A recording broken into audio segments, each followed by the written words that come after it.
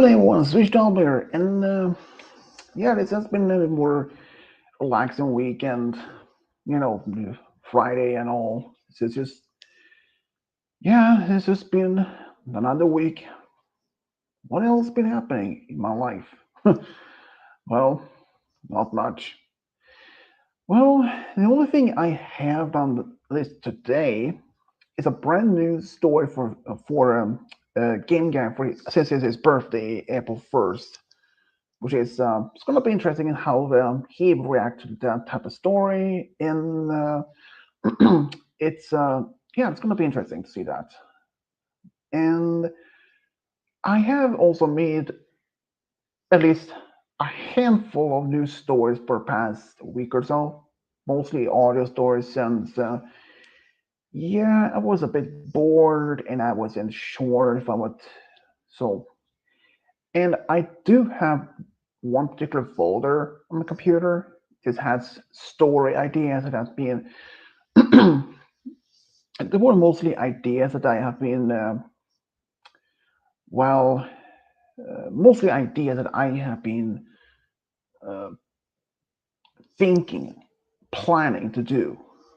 Most of the stories has been had been in a folder for about over a year, maybe 2 years or so.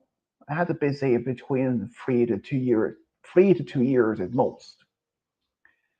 And it wasn't until like only about a week ago when I just or early this week actually when I decided it's about time I decided to focus on some of the stories. But most of the stories that I am focused on was just only a handful. That folder before I get started on that stories, there was about I think like 110 pictures of different stories. Currently, it's about just let's see the last time I checked how many stores was in that particular folder. Well, that's the thing. I don't remember. I had so many ideas of the stories in lately, and I don't say that it's a lot. But this particular folder, when I had the stories in, it's from 110 stories ideas to now just 98. Some of the stories had names to some of the characters. Some of them actually official character to with a fan made character. So yeah, it's gonna be interesting to see most of those stories gonna be like. You may wonder, are all those stories that were remaining, like the 98 stories that were remaining, all be audio? Technically, no. Some of them might still be as audio, but I will try my best to make them as text and music as once before. Um, yeah, this used to be how many of my stores has been most of the time right now have been just focused on to be as audio. It's just normally before when I was still living with my parents, I could do stores almost any audio stores at almost at random, mostly during the daytime. But in my new place, it's not as much as I really wanted to do, which I want to do. But the only difference is that make it a bit difficult is that if someone is ringing my doorbell, I mean, my computer is like literally it's just about maybe 10 feet from my front door. So, and the doorbell is quite loud. And if I have been recording, say, maybe just about 10 minutes or so, 10 to 15 minutes in a story, and suddenly the doorbell goes off, that the sound will be easily picked up in the audio, or at least the recording. So yeah, and you may wonder, and you may ask, wait, you could just cut off that part in that audio and really just read it all over again. Problem. I don't use scripts into my audio stories. Not at all. And well, to a certain extent, I really don't use that much. But anyways, so most of the time when I would be able to do all the stories in my new place is usually around 8 in the evening, or usually around 7:30 or 8 in the morning in the evening, since I usually don't even get much any visitors at that time of the evening. So that's a bonus. Um, but yeah, it's mostly that, and I haven't really focused on any much on the new stories and other some cadence, I believe it were. You can take a look. Some of my new stories that I have been worked on lately. Um, Let me see here. Wow, there's a lot of stories. I actually worked on one story recently, which is a Star Wars characters about a clone trooper with a Jedi survivor, and I kind of did this similar in the past, but not with another Jedi, but we were Senator Suji, the Pantoran senator, and Commander Fox, the clone trooper story. It was that. So yeah, and so yeah, it's gonna be a lot more of those stories. And but another topic to change. I recently learned from my friend Game Guy that it's gonna be a new Scooby Doo show on Netflix sometime this year. But exactly when, I wasn't, I'm not sure exactly. But the only plot twist is that this is going to be a live action show. And he only showed me a screenshot on Discord. Is that it's still taking place for old gang, the first Shaggy and Daphne team up with the summer camp with the scientific Velma and the strange but handsome Fred to solve a mystery of this lonely, lost Great Dane puppy who may have witnessed a supernatural murder. So this is another plot twist. As many fans of what the Scooby franchise have been aware of, that throughout the years, there had always been so many different Scooby-Doo shows, like back the very original was back in 1969, and there have been many different versions of the show that's been released. I mean, like when Scrappy first introduced, there were some fans that didn't even like Scrappy. Okay, I understand Scrappy was unlike his uncle. I mean, I think there was a very, um, I think it was at least natural to introduce Scooby to have a nephew or a niece. Because in this series called A Pup Named Scooby Doo, they introduced that he had at least a number of siblings. So it's only natural that he would introduce a niece or a nephew. But the thing is, A Pup Named Scooby Doo was released in the 90s, and Scrappy was introduced a handful of years prior to that. But ever since then, Scrappy was meant, well, there was like a 50-50. Some fans liked him. Some fans didn't even like him at all. They like hated him. Whenever they made him as a live action movie, the first one on what they call the Spooky Island, where he turned out to be the main villain the whole time, that was another plot twist. And I mean, I don't think anyone within the Scooby Doo franchise would even expected that Scrappy in the first live action movie was introduced. And another, Scrappy was the only later was introduced in Scooby Doo Mystery Incorporated when they were living this Crystal Cove, but only as like a statue in a museum. And that both Daphne and Fred passed by him, and she looked at him, and Fred said something like that they didn't talk about him as a reference how bad he is. But there's another show about Scooby that many fans may have actually grew up with, Scooby Doo and the 13 Ghosts. As you may remember, or may not remember that Scooby and Shaggy opened this mysterious chest without knowing what it was actually contained. They were tricked, and they released 13 different ghosts. And the thing is, the show ended after the use of the 12 ghosts. Many fans, many viewers actually wondered, did that team ever capture the 13th final ghost?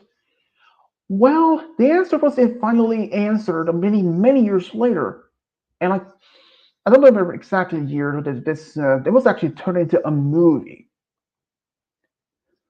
Um, so basically, it turns out that musician that was helping them in this crystal ball, that the 13th ghost was his actual ancestor.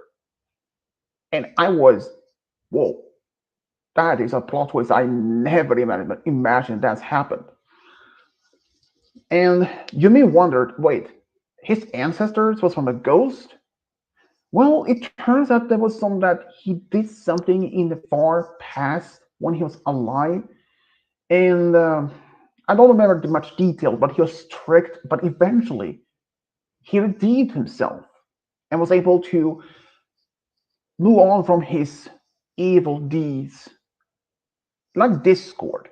He was evil, but turning good, and was even allowed to enter heaven.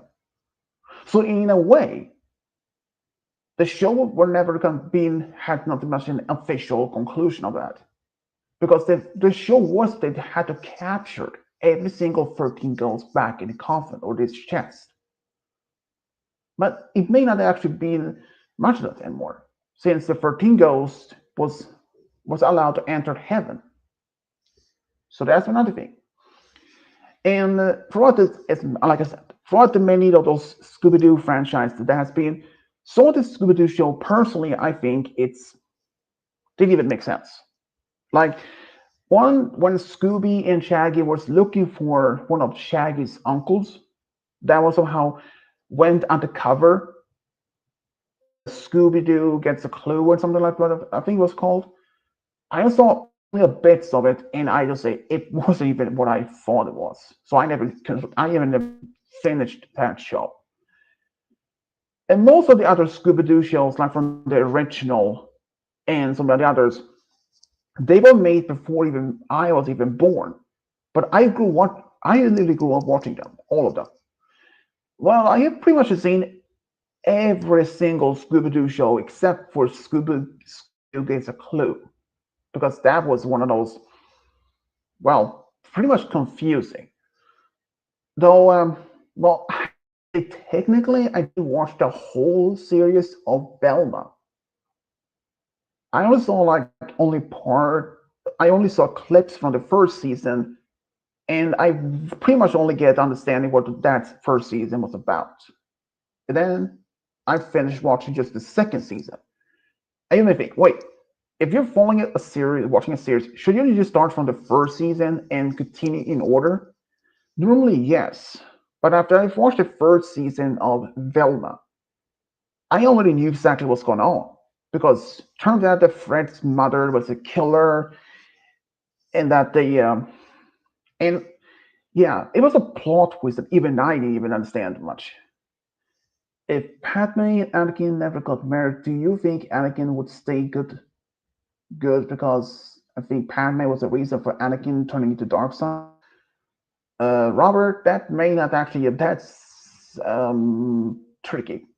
It's even I can't actually give him an answer on that.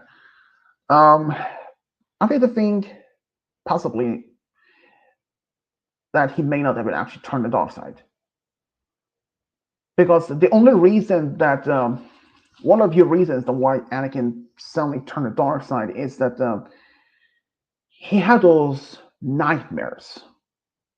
He first assumed that they were regular nightmares, but that changed. That was actually much of it changed after he had those first dreams. But this was way before he was even romantically involved with Padme. That was just in the same movie from the second one. But it was just before they embraced their feelings for each other.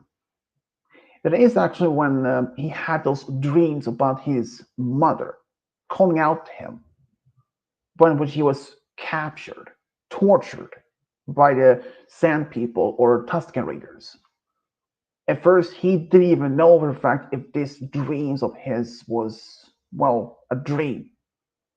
Because as the Force of the Jedi, they are the fact that they can see in the future, have the visions.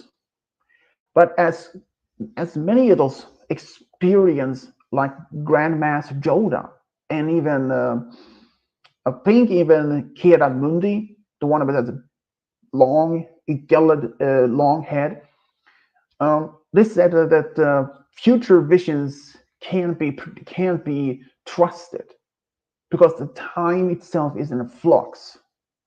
The time, the future changes.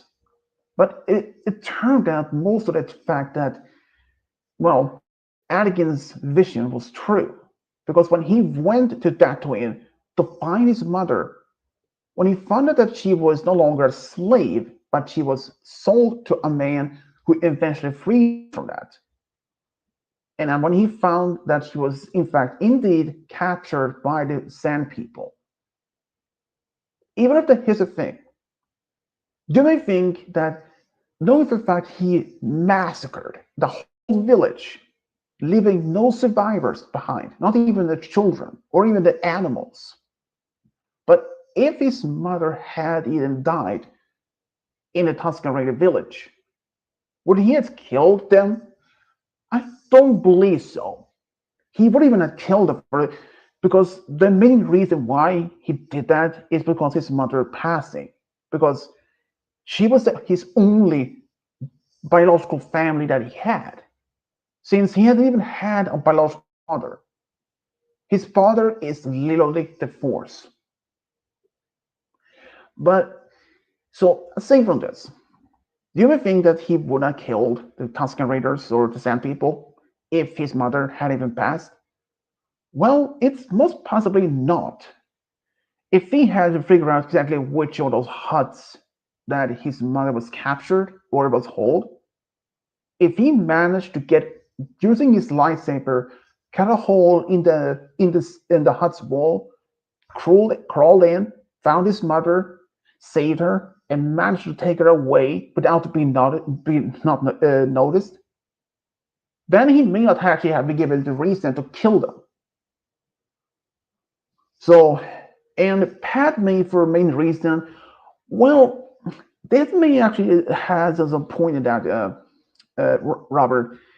If you remember when Padme had her ship, when she actually went to Mustafar to follow after Anakin, when just before she did that, Obi-Wan figured out that Anakin was the father of her child. But this was way before even that Anakin or even Padme knew that she was having twins. She only thought that she only had one child. But the thing is, after that, Obi-Wan he literally sneaked inside her ship and they traveled to Mustafar. If Obi-Wan had even gone on board her ship and along with her, even though she didn't even knew it, because the main one of the reasons why suddenly that Anakin turned himself against to, or at least force choked Padme, is because that he honestly believed that Obi-Wan and Padme were somehow, how to say it, did I even say it? Cheating. He always believed that Padme had been secretly, romantically involved with his own former master. But that is crazy because Obi-Wan's heart belonged to only one woman that he loved the most. That was Satine Kryze, or Kryze, the woman from Mandalore that Maul killed. She was the only woman that Obi-Wan loved. So, so it's the fact that many may wondered, like as Robert said, could it be the reason why that Padme is the main reason that Anakin turned the dark side? In a way, even though there may actually be like a indirect cause, but not on purpose. If she had known Anakin's mental state at the time, because as he was force choking her and how he confronted Obi-Wan on Mustafar, yeah, let's say he wasn't mental stable at the time. Because you may wonder why. Well, if you think about it, he had just only a few years earlier lost his mother, and now he is in the belief that Obi-Wan and Padme have been romantically involved behind his back, that he had been, and that the fact that Sidious tricked him to believing in all this stuff. So, in a main directly cause, Sidious is the only one that should be blamed for. But you may think if Anakin never was romantically involved with Padme, would he have easily been tricked by Sidious?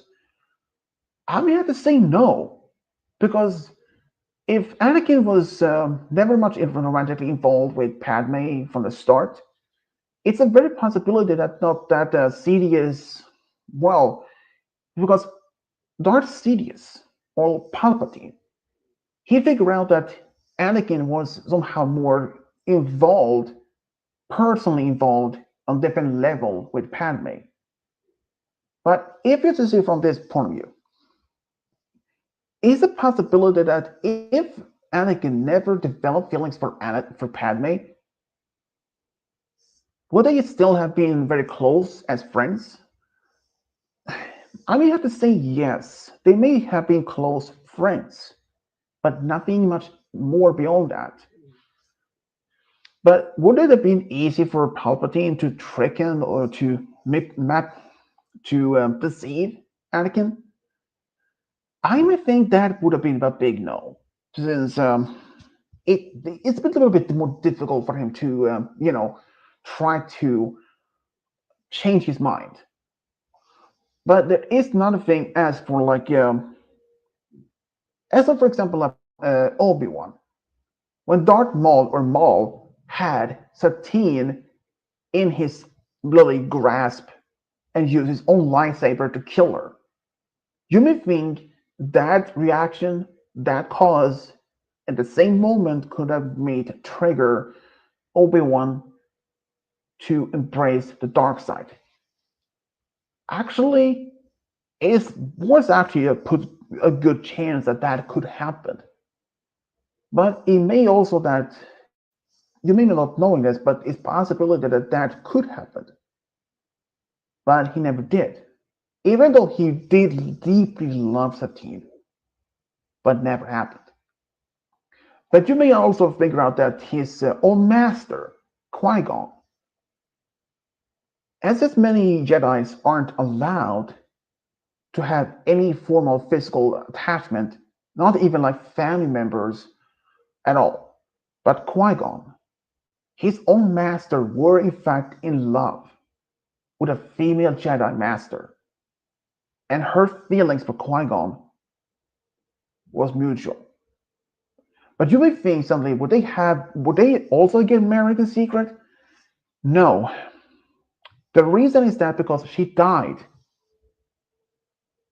His secret love died after the battle, but they managed to confess to each other's feelings just before she died. And this never happened in a comic. That's only happened like in the Star Wars comics. And most of the Jedi's has been, there are in fact a few Jedi's even in Star Wars Legends or an expanded universe that did commit secret marriage like Anakin. And a few of them actually was aware of Anakin's marriage to Padme, but they kept the secret. One of them was Gene Altis. He was a Jedi Master that was having his own Jedi group called Optician Jedi. They travel around the galaxy, and even he had his own wife. But his wife and Jin never actually had any children. And Jin's wife, you may be surprised, she was actually from Bespin, the same planet that Cloud City is from. But she died just before the Clone Wars. So you may think, aren't the Jedi allowed to be forming a form of attachment? No, mostly no. And what about starting a family? That is another big no. Actually, except for one.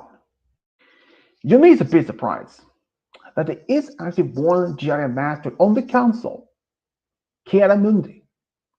He was the only one on the Council that was permitted to literally have a family. But as long as he wasn't attached, personally attached to his family.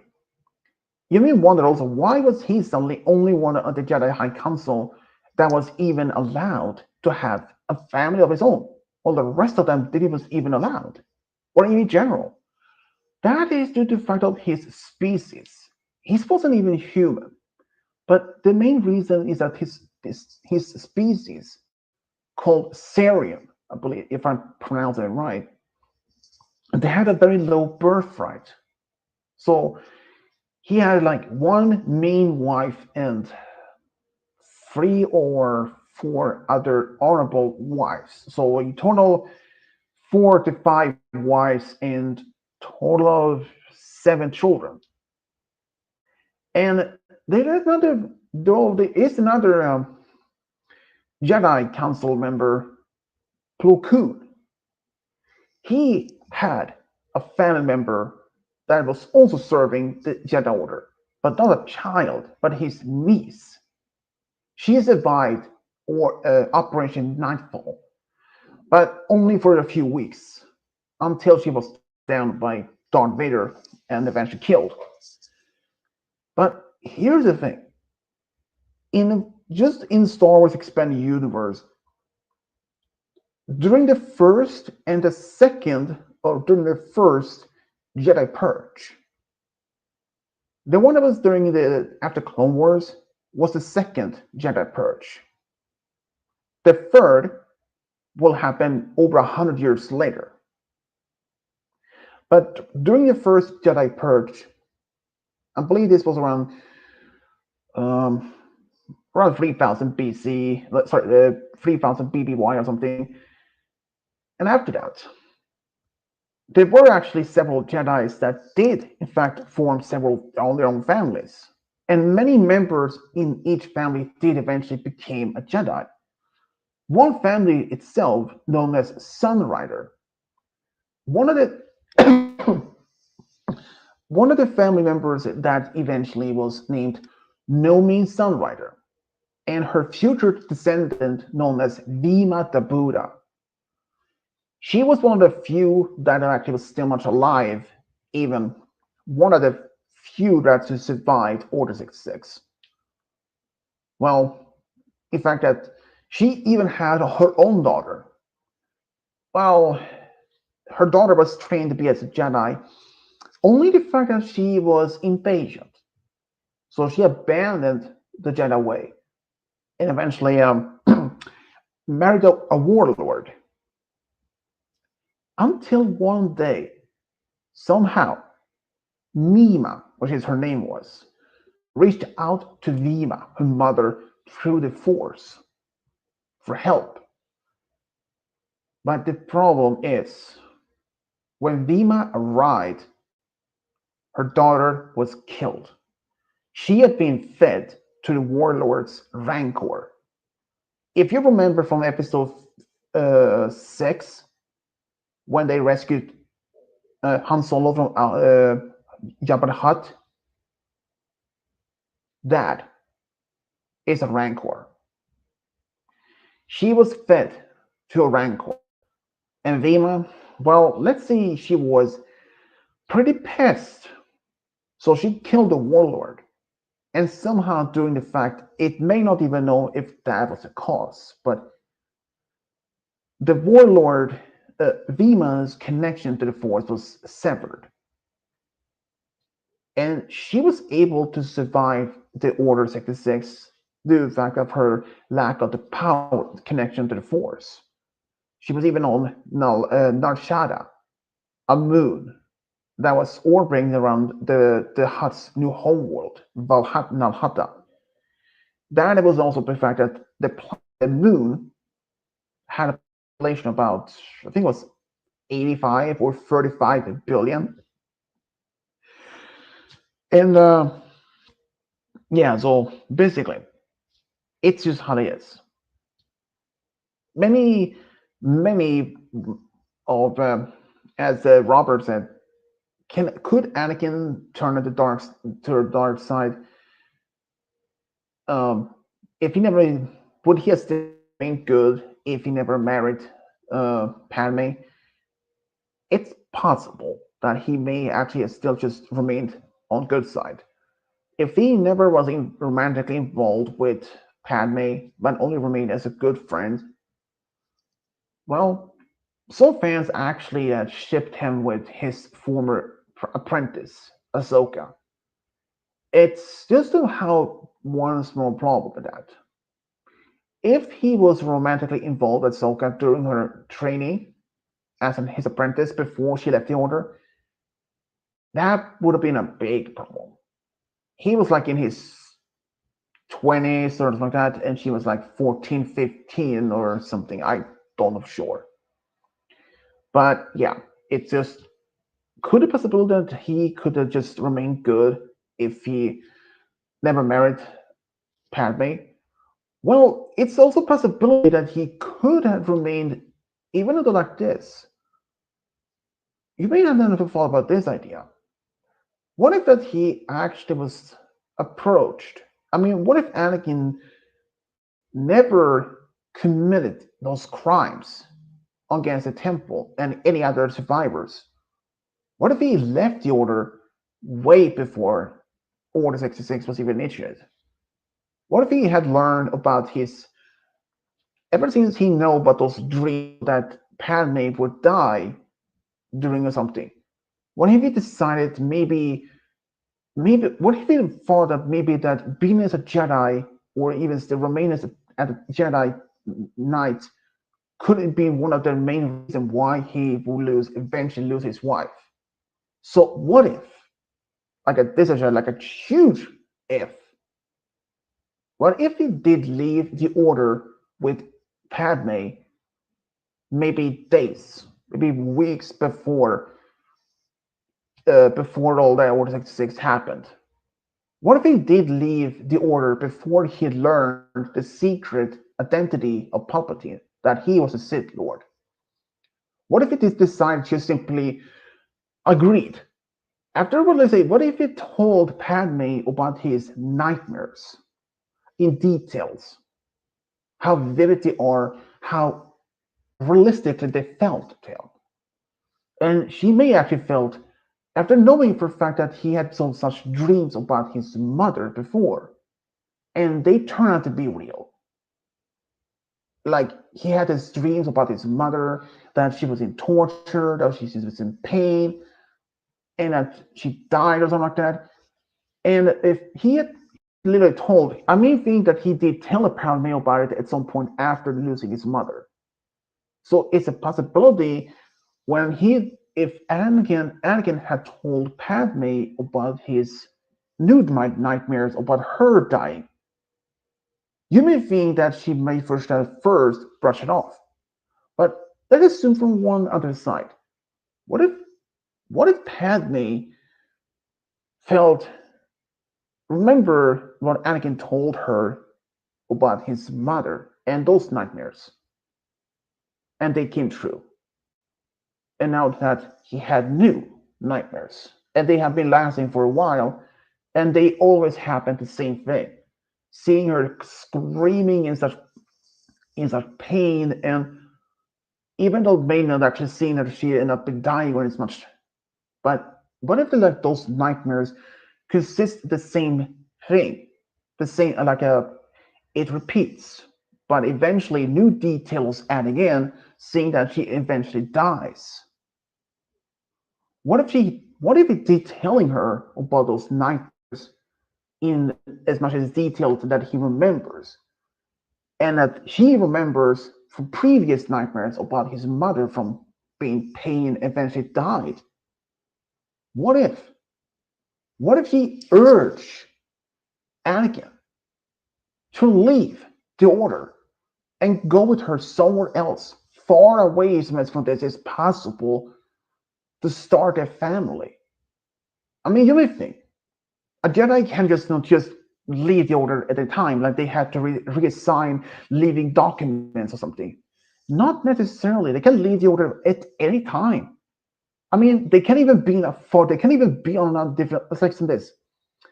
If, like, say, if Obi-Wan, if he was a Mandalore when Satine died, and he like, no, I can't do it anymore. I don't want to be a Jedi anymore, and he leaves Mandalore to some different planet without telling the Jedi Order that he leaves. They can do that at any time. So if Padme urging Anakin to think about this, is it really worth having? Considering that those previous nightmares about his mother came to happen to literally happen. So, and even though she herself can feel, literally somehow sense the fear within Anakin about those new dreams, she may argue with him, or well, maybe not argue, but what if she debating with him, pleading, asking, begging to him to leave the Order, and that she said that she could reassign as a senator, and they both could live together to a new world, perhaps maybe not back to Naboo, but perhaps to some other world where they can settle down, start a family together, leaving behind the politics, leaving the Jedi life behind. Well, if that would have been the case, what if if he decided to leave the Order way before any of that happened? Like before he finds out the secret identity of Palpatine as the Sith Lord they've been searching for the whole time?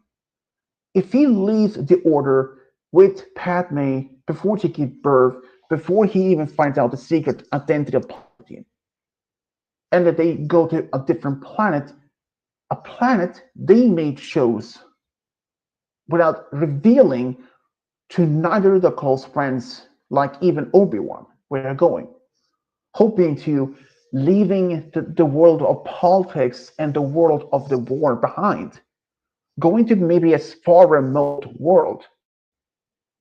You may wonder, which place were they going to be safe from the war?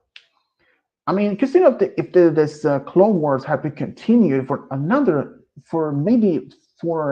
number of years, since the war only lasts for about 3 years. But what if they continued for another 5 or 6 more years? There's only 2 places in the galaxy that Anakin and Padme could go to, in my opinion, to be completely safe from the rest of the galaxy without anything. You may ask, what places? Well, as you know, many worlds like Corellia, Kashyyyk, may have been like the Kashyyyk, the Wookiees' homeworld. It's just one single giant jungle. You may think, wait, they could just go there. I mean, the Wookiees are their friends. Yes, but the thing is, even if they were the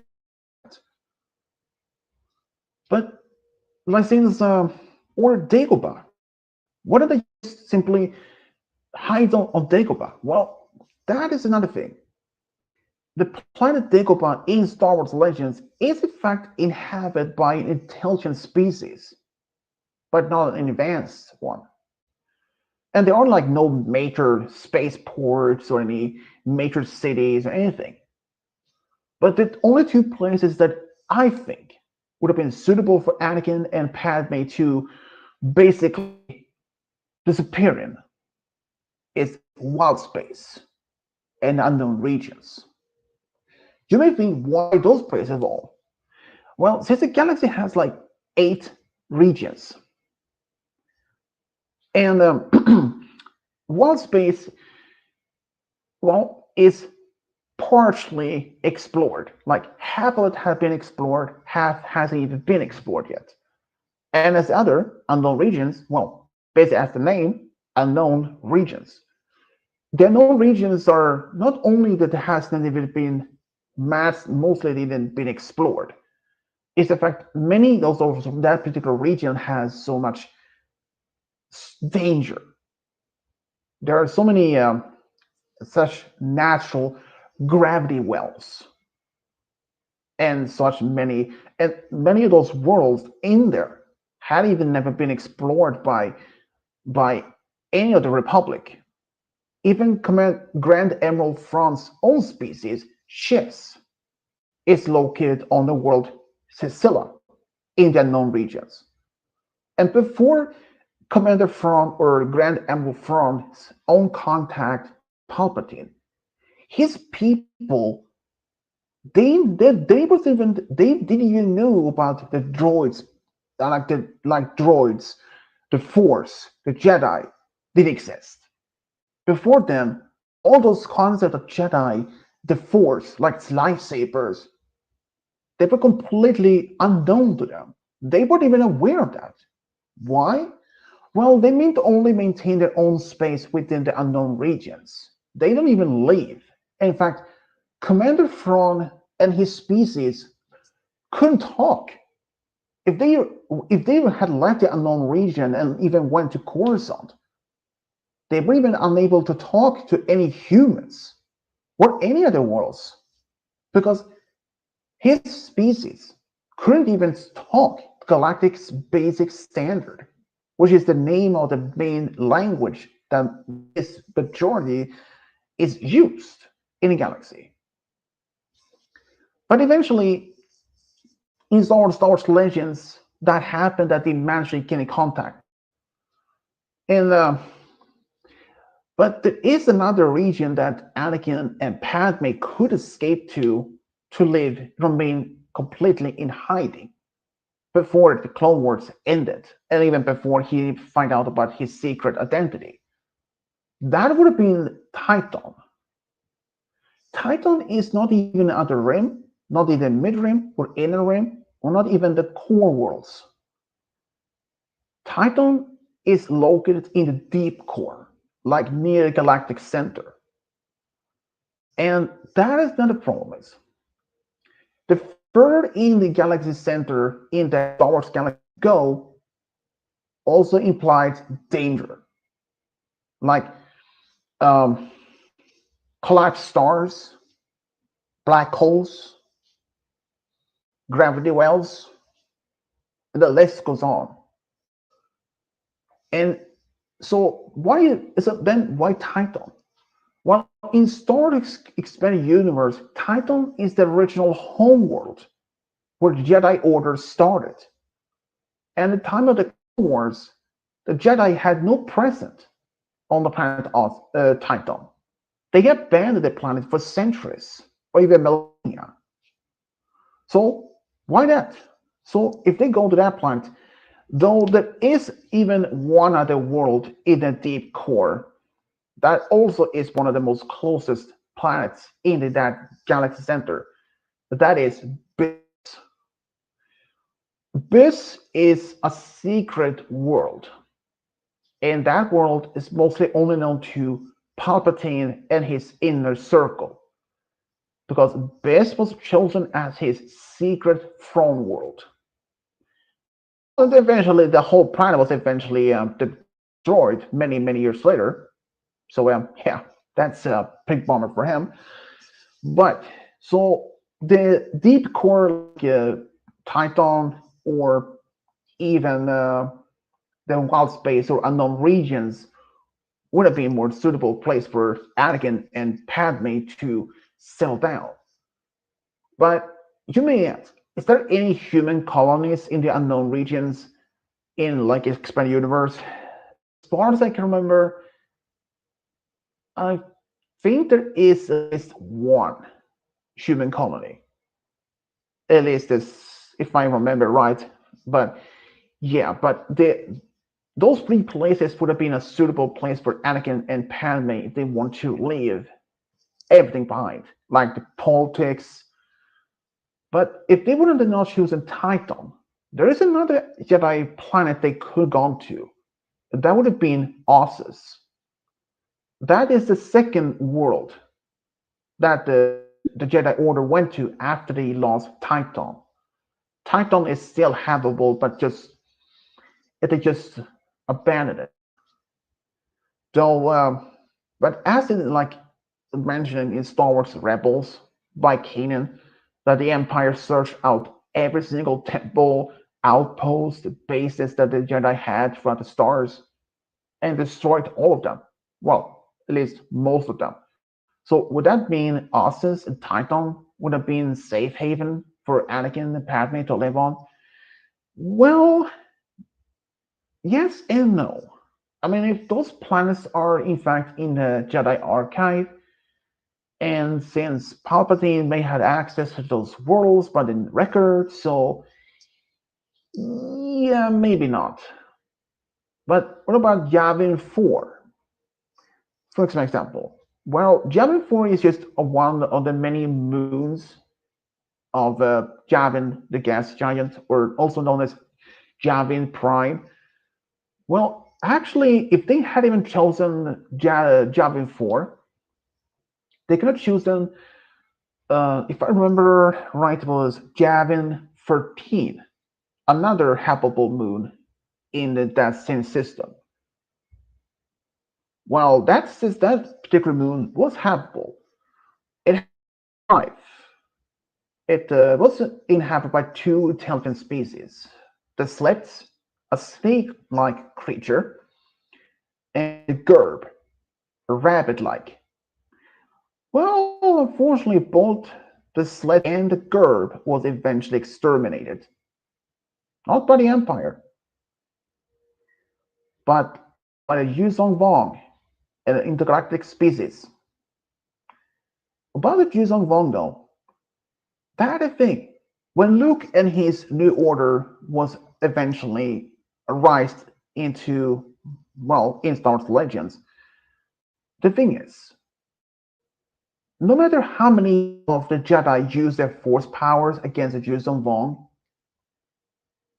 that would even work. Because the Force powers on the Yuzong Vong was basically useless. And another thing is, they couldn't even be detected. Most people in the galaxy could have been detected through the Force, but Yuzong Vong, not at all. Though there is only one Force power that was eventually discovered by one of the new Jedi's called Vong Sense or something. And you really don't, if you think, if you were encountered a Yuzong Vong during the war, trust me, you don't even want to do that. Because if you threaten them to kill them, and you may think they will hesitate, the answer is no. They would even care. In fact, they embrace pain. They believe pain is salvation, quite literally. They would even hesitate to just run into right in a battle. And they don't even use technology, like mechanical technology. They're using weapons, ships, like they use huge ships. And those ships was made of coral, like the same thing you can find in the ocean. And they traveled from one galaxy to the Star Wars galaxy. But you may think, had they always been not been detected by the Force? Well, they used to be connected to the Force at one point in their history.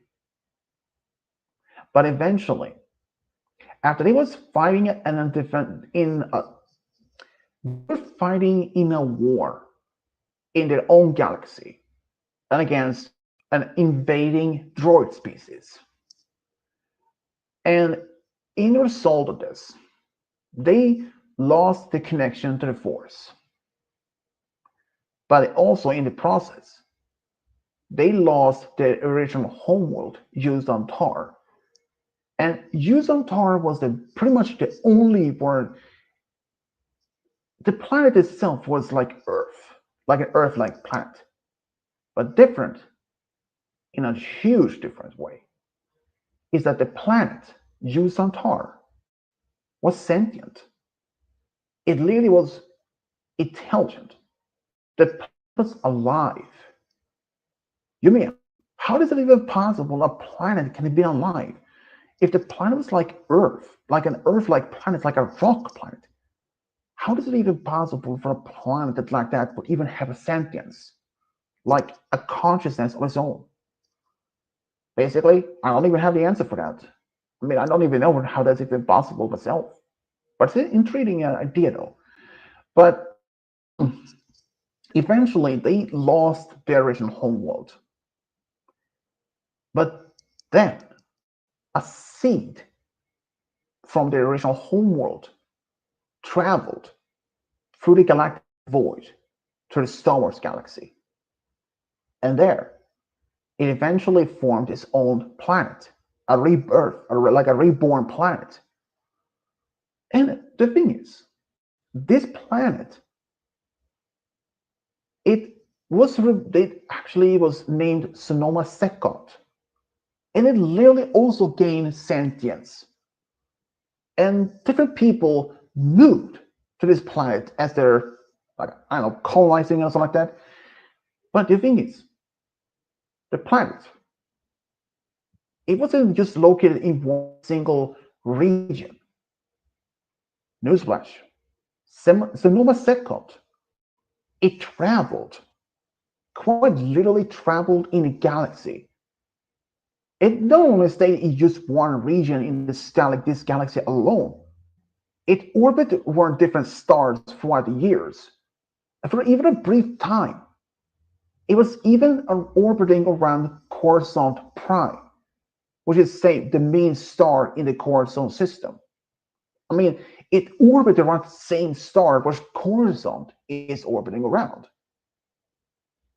And how that's even possible? Because if, let's say this, if Earth would have eventually been leaving the solar system and flying through deep space, what would happen to Earth? Well, quick answer: dying, of course. It will freeze. The planet will freeze.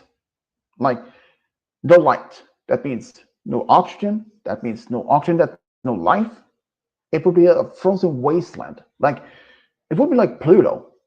So how is it possible Sonoma Secot can travel from one star to another and still maintain habitable in on it? I don't even have the answer for that. I mean, I don't even know how that is possible. But yeah, and like, it's only science fiction. But it's intriguing. A planet, well, it's two planets that literally had a sentience and a consciousness of its own, and even could communicate with the people on it. That itself is pretty unique. Well, at least with the Star Wars, at least. But there is another franchise, Doctor Who, that has a planet that can literally become also sentient. But I don't even know. But Star Wars itself was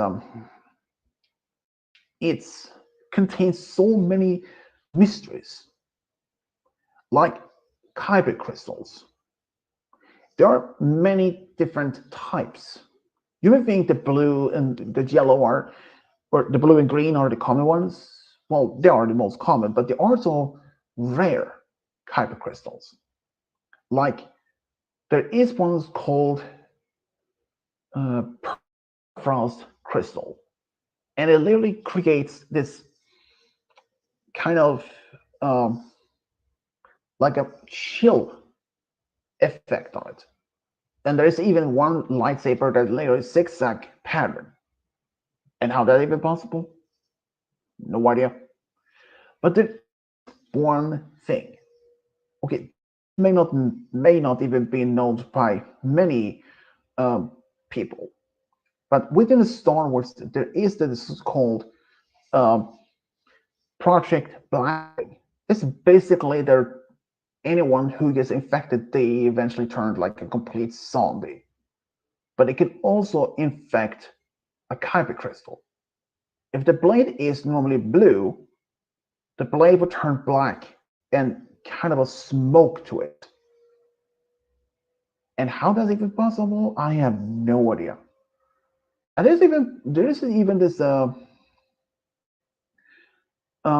has actually only happened as for so far as a few times in Star Wars canon, where um, like Darth Vader, he took one surviving Jedi's kyber crystal and used a process called bleeding, turning it from green to red. But there is even one other process that can reverse it. Ahsoka.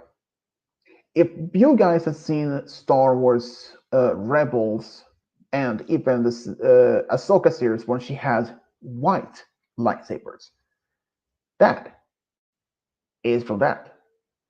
Because she killed one of the Inquisitors, took his red kyber crystals, and used the Force to purify, which turned them from red to white. And that is how the process works. Well, it's only this, and I don't know if some of you have maybe seen Star Wars: Tale of the Jedi, the most recent Star Wars series on Netflix, I believe, no Disney Plus, is that Barriss Offee, the same Jedi that bombed the Order and put the blame on Ahsoka, eventually she appeared. She managed to survive the Order and even Order 66, and she was chosen to be a next Inquisitor, serving underneath Darth Vader. But she eventually left that. And the last one she was seen, she looked older, much older than she was usually. And it turns out she was living on a planet and used the Force to heal other people. And in doing a process of using the Force to heal, that even cut your own lifespan a bit shorter. So you know. About a true sibling story, do they have to be siblings in the show? Is it like type of characters we want to be related? Oh, oh. Um, actually, it's well, if I had to focus mostly on the mainly to first, but any of the characters from the main series, they can be like blood related, can be foster siblings, can be adopted siblings, step siblings, and of course, I would eventually even put into true sibling stories that's going to be even fan made characters, if or perhaps even. I mean, it could even be um, like say um, oh, like Rainbow adopts Scootaloo as her younger sister, or if her parents adopts Scootaloo, which makes her Rainbow's adopted sister. I mean, it's a possibility like that, or even like let's say it could even be like say Rarity being adopted by Twilight's parents as a sister. Even though does not necessarily have to be a younger sibling with an older one. They can be, let's say, Pinky adopts by the Pie family or the Apple family as a sister. So, and and for like the other as non official characters, well, that might also be for the G4. That is not actually it's there is many siblings throughout the series, but that is another small issue. Some of those characters, like Vinyl, she has an older brother, but he has only appeared in the comics, and some of the comics may actually not even be canon. So you may ask, will they still be included? I have still debate on that one. But if I would do questions, true sibling from G5, ooh, that that is tricky because I only aware of at least one sibling pair, Sip and Pip. Well, technically, if Haven and Alpha Barrel would eventually get married, and Haven decides to adopt Misty, so it's in a way that might possibly work. But I don't know much of any other siblings from the G5 series. At least, I mean, I have seen Make You Mark, Tell You Tale series, but yeah, I remember looking more to that. What kind of siblings do you think Hoshiglo and Diamond Chora would be? Ooh, well, Robert, I'll give you an answer. Just a moment. I didn't need that. My throat was getting a bit sore. Um, what kind of sibling could Hoshiglo and Diamond Chora be? Well, there's like two scenarios. If you remember, from season one until she was redeemed or reformed, if Cozy was introduced to her family before Diamond was even reformed, if she was like a school bully, they would be. I don't think I think it's possibility they actually could have been almost be inseparable as they probably would have been known as the bully sisters or something like that. Um, but in the second scenario, if where they are, if both, or at least actually no, there's more like three scenarios. If there's a second is where Celeste, Cozy Glow is still unreformed, but Diamond is reformed, and Diamond is trying her best to get along with Cozy. But if Cozy is still mean and as a bully, but Diamond Yara is not, the only one Diamond Yara could be talk to about this is of course her best friend Silver Spoon. But in the third scenario, if both of them, like Cozy and Diamond, are in fact being reformed, and as the inner where Diamond was reformed, how she realized her bad mistake when she had her family to donate money to rebuild the school's playground. So what would like that if that Cozy, after she reformed and seeing her older, well, okay, this is the thing. I don't even know in fact if Diamond and Cozy are even the same age, but presumed it is. But if you're seeing Diamond being so much good, how she is helping other and interacting with her friends. So it's a possibility that Diamond and Cozy might actually be working together, and they even would eventually take over the family business together. What if Starlight was Twilight's cousin? Hmm. Well, that depends in how like say how close cousins, you know?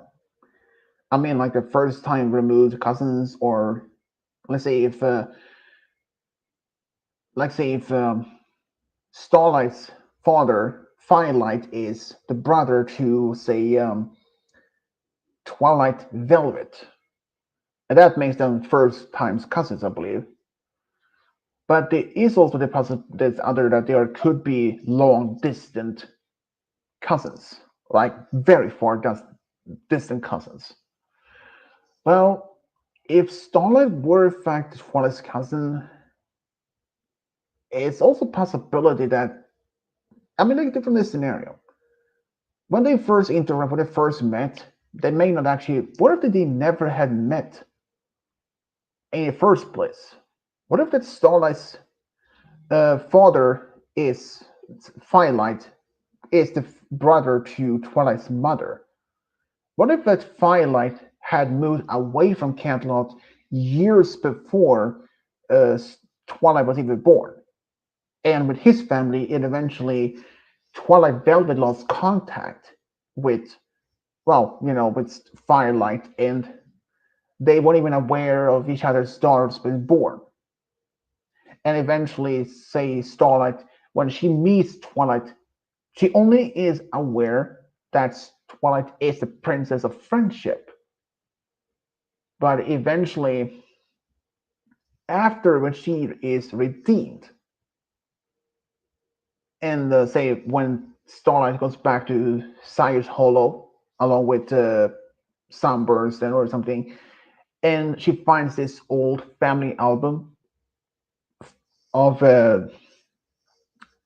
photos and even documents, and she finds one document set or a photo of younger story younger Firelight along with a younger Twilight Velvet.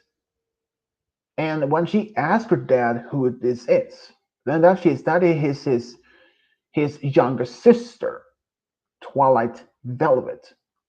And then when she remembers that Twilight had told her once about, or that what if that Starlight actually had met Twilight's mother at some point, and then she made the dots connected, realizing if that is true that Twilight Velvet is her father's youngest sister, that means since Twilight Velvet is the mother of Twilight, that means that they are siblings, not siblings, but they are cousins.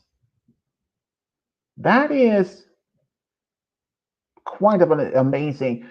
Then the main question is for Starlight: how would she even do to telling, telling her father that she just now figured out that that she had met her aunt, but also her cousin Star Twilight, and her father may not even be aware exactly that Twilight is his niece, and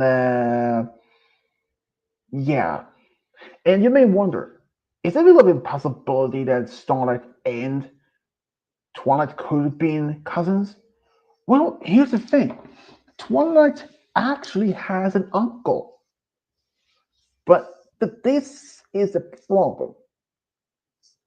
We don't know anything about the uncle. I mean, we don't even know for a fact if it is maternal or paternal grand uncle to Twilight.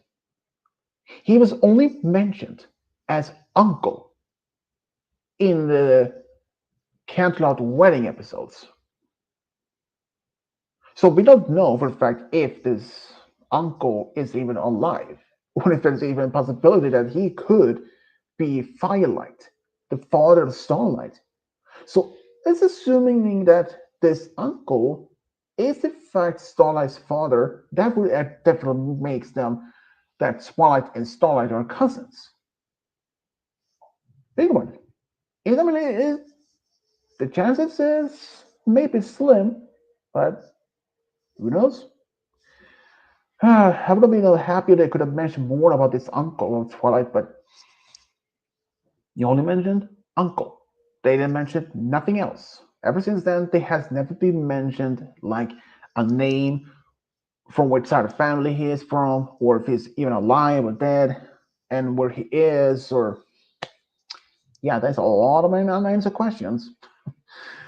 But yeah, Kozagalo could possibly Diamond Tortoise's biological sister since they don't really know if Diamond has a sibling. Well, that's true. They don't even know for a fact if Diamond Tortoise has any siblings. Throughout the series, there's never been mentioned or any reference at all. In fact, the only difference about, say, Diamond's family is that we know for one small detail about her mother.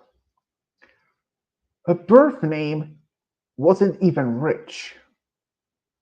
That was her maiden name. Her maiden name was Milk. So, not spoiled rich, but spoiled milk.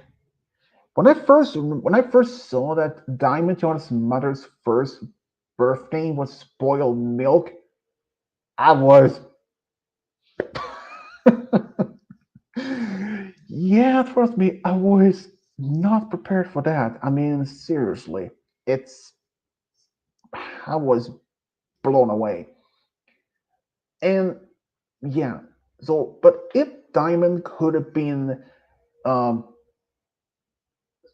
Cozy's sibling, I mean, even when Diamond was introduced in season 8, when she met the CMC, well, that's the thing. She only mentioned that she had moved to Ponyville, but she didn't even much in details like with who, if it was her father, mother, or both parents, or even a sibling. And from around season 8 until season 9, there was no mention of any of her parents or even immediate family. And okay, hear me out. If Cozy weren't related to Diamond officially, but here's another thing: what happened to her family in the first place?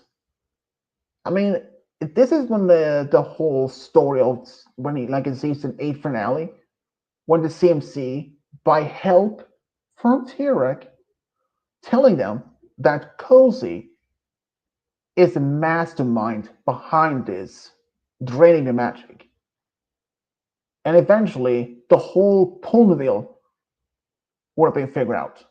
I mean, this is just something that they didn't want to keep, like, cover up.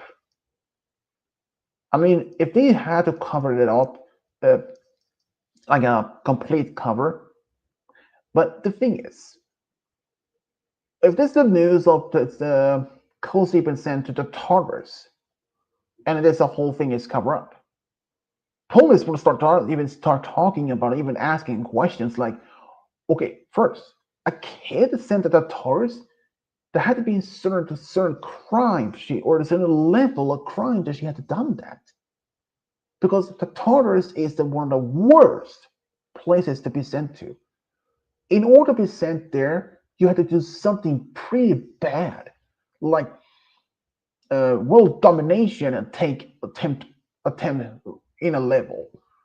If you're like say if you try to rob a bank or something, I don't think you would be sent to the Tartarus for that.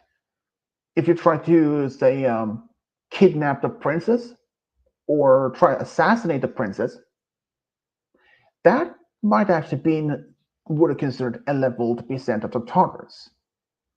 But if if ponies figure out that when the news on the ponies seeing this, when they learned the fact that Cozy is the one who caused this magic is simply disappearing.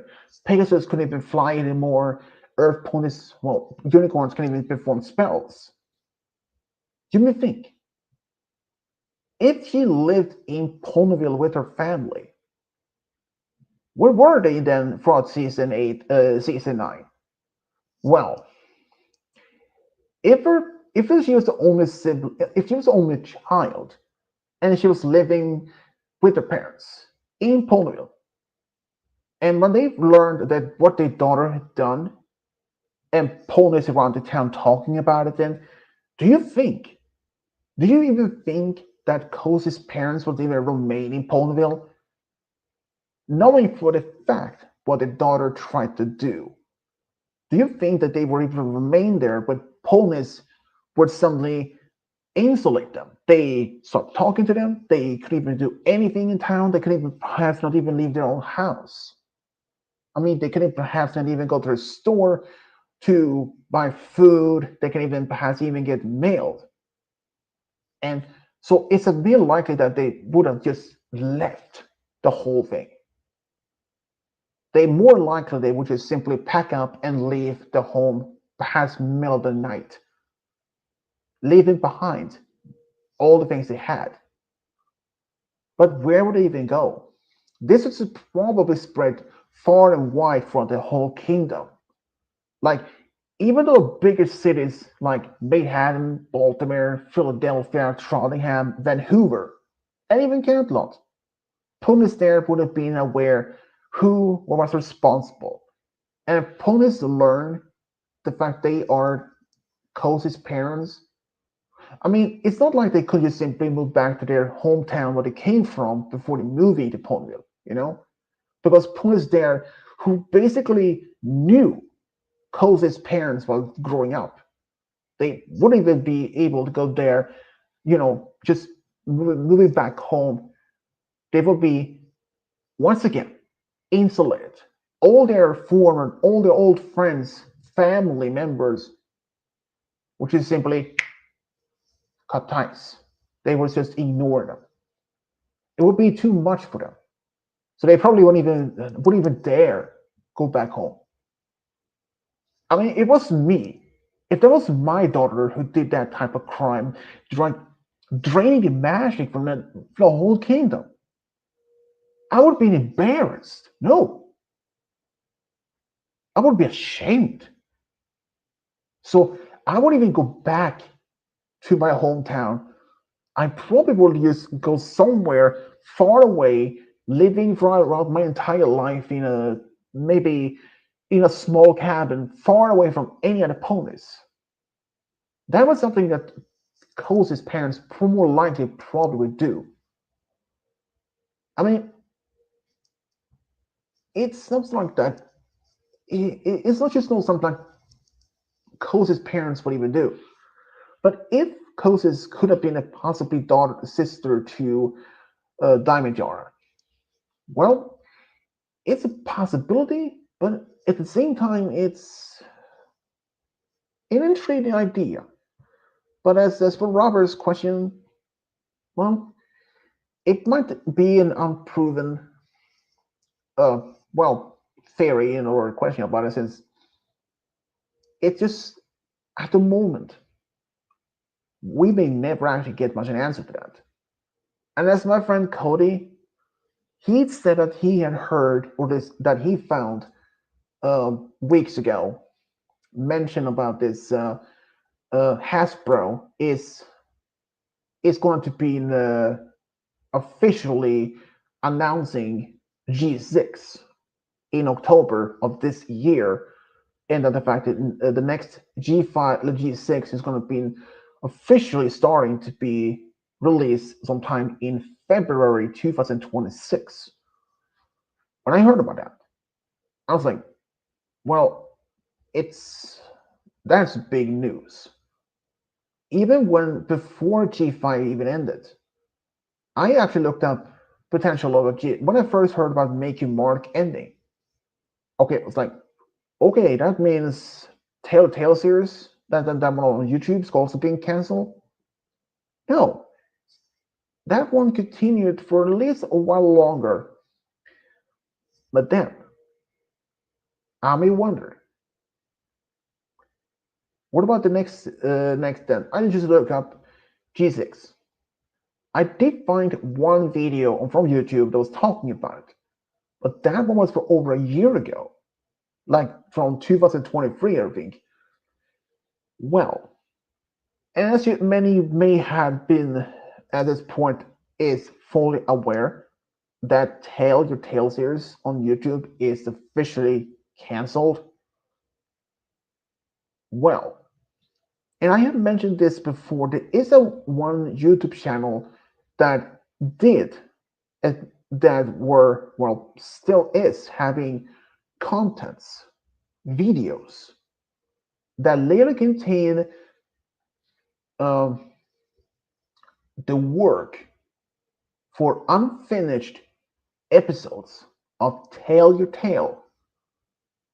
These episodes were supposed to be released sometime after those three, those four remaining special episodes included. I mean, and like I said before, the first one was released in, I think, like April last year, and the second was supposed to be released in August, same year, but that didn't happen. That was about the time when they decided to just cancel it all. But then I seen the second special episode on YouTube, same YouTube channel. But here's another thing. In one of the episodes that was unfinished, that includes at least one, well, two things. One episode that was supposed to be where the new main six traveling to the sea upon this world, not the one that from Mount Ares, so like the Hippogriffs, but the one that Issy encountered. But there is another one. Two words: time travel. Yeah, you heard me right. Suppose this is where it's going to be an episode based on time travel. So I was like, whoa, time travel in G5. That would have been an interesting idea. But unfortunately, damn you, Hasbro. That was a bummer. If there was a request of true sibling story, do I specific about if they're brothers, sisters, or cousins? Well, I mean, let's like this. I can give you this. Like say the K twins. They can be anything like that. Or if you haven't seen the Rainbow Road Trip, where they come to this small town with suddenly all colors being just gone, there is this pair of siblings that's twins. That would work. As long as, even if they are cousins, that is, like say, I can use an example. If let's say if Apple Bloom and Applejack weren't sisters, but if they were siblings, oh, better correction. Bab Seeds, the cousins from Manhattan, like that. I mean, if because if Bab Seeds has an older sister, and that can also work because they are siblings. So if anyone even has a story between Babs Seed and her older sister as a true sibling story, that would work. As long as they're siblings, even if they're cousins to other, or say, um, if if Twilight was if Twilight wasn't female, but if she was male, if she was male in that shining armor with her brother, still her brother, there would have been like two brothers in a true friend story, in a true sibling story. But it can also be brother and sister. They can be between two cousins. There can also be cousins, but they are in fact siblings to each other, like the K twins. Or no, wait, it's like the well, no, wait, more like Babs Seed and her older sister. They can also work. Or like say if Babs Seed along with um, Apple Bloom, Applejack, um, has even like say Babs Seed with Big Sugar. If you wonder who Big Sugar is, that is the son of Big Mac and Sugar Bell from season 9.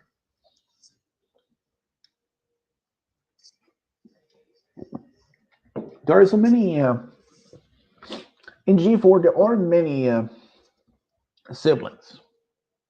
There is, but in G5 there aren't so many. The only list one that I can even right now I can think of, unless, like I said before, if Queen Haven and Applebell would get married, and if Haven decides to adopt Misty. So yeah, there's just that. Though there is even there's also another potential from even from G4 that many fans may actually forget about, but Blue Blood and Cadence as cousins. In fact, they are in fact adopted cousins. Celestia adopted Cadence as her niece, and it's Leon had recently confirmed that Cadence was found as a baby in a forest, and she was raised by a group of earth ponies in their small village. And she was abandoned by her own birth parents, or at least her biological parents. And it was also nowadays officially confirmed that Cadence is related, like a direct descendant of Princess Amor, the first ruler of the Crystal Empire. There was many reasons many have wondered if that's even true, but now it is. Cadence and Princess Amor is officially confirmed to be related, like descendants, or at least descendant to her. There were many questions way before all this happened. Like, what happened to Cadence's family? How did she even came to in existence to at least in uh, in the care of Celestia? She wasn't even an Alicorn from the start. She was used basically. She was only a Pegasus. But in the new book or the comic book about the Cadence past, is that when after Cadence has been revealed or like, taken in by Celestia, she was actually sent to the school of gifted unicorns while growing up. But the thing is, that was even before she was even turned into Alicorn. So she was still a Pegasus in the school for gifted unicorns. And she was even in a preschool to interact with preschoolers. You may wonder, why is that an impossibility? Well, that is because she knew her past. Eventually, Celestia revealed Cadence's true heritage, that she was the direct descendant to the Princess Amor, the rightful ruler of Crystal Empire. But since the Crystal Empire wasn't even wouldn't return for many, many years later, is it okay if I put my true sibling story quest as in a Q&A? Well, Robert, you can, since my the Q&A timeline, the time limit is were from the March 10 to April 2nd, April 6th. So you still have time to ask me questions since right now you and Cody is the only one who asked me questions so far. We total of 29 questions so far, I think. So that's it's gonna be interesting to see how that many. About my Q&A, there's only one time I actually had a way so many questions. I think it was like what? I think it was between 30 to almost between 30 and 40 questions. That was like a big record. There were at least one time, the time that I I was doing a Q&A but I canceled it because I didn't even get much any questions at all. There was the only I had was like just Cody that sent me questions, and they were like just I think at least at that time it was about 5, 6 questions. And even though I extended the time with 2 more weeks, but there were no more questions at that time. So I decided to just cancel that Q&A. But eventually I did save those questions that Cody sent me for for another one later on. And this Q&A will happen regardless if I had just 20 questions or if it's 29 or even 30 or it still happened. But if I only had like say 4 to 5 questions throughout the entire time, even though if I would extend it for another 2 more weeks, that then I would have canceled that Q&A if I only have 5, 5 or 6 questions. I mean, it would have been much easy to, you know. Um,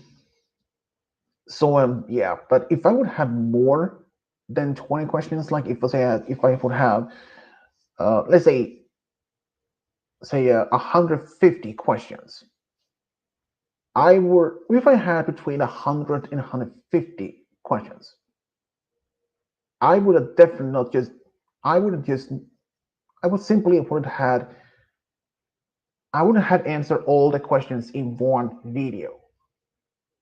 I'm more likely I would make part one and part two and perhaps part three, to depend on how many questions I want to have.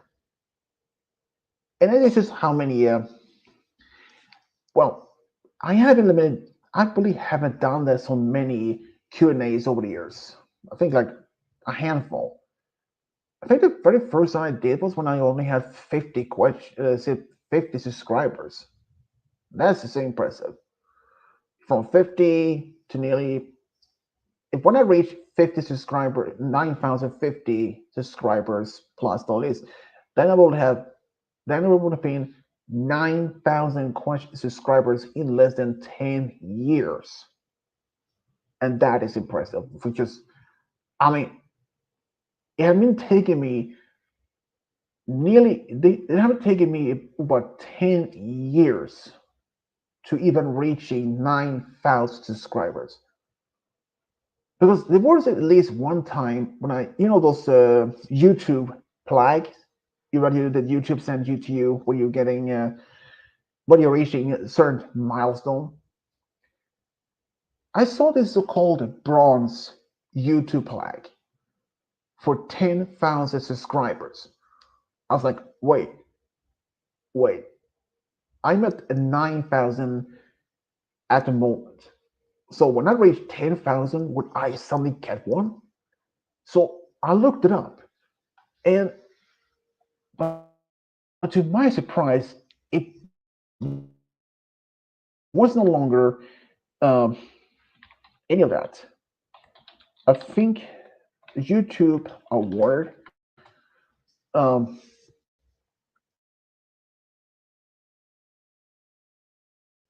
let's see here in the play button, also called the silver button.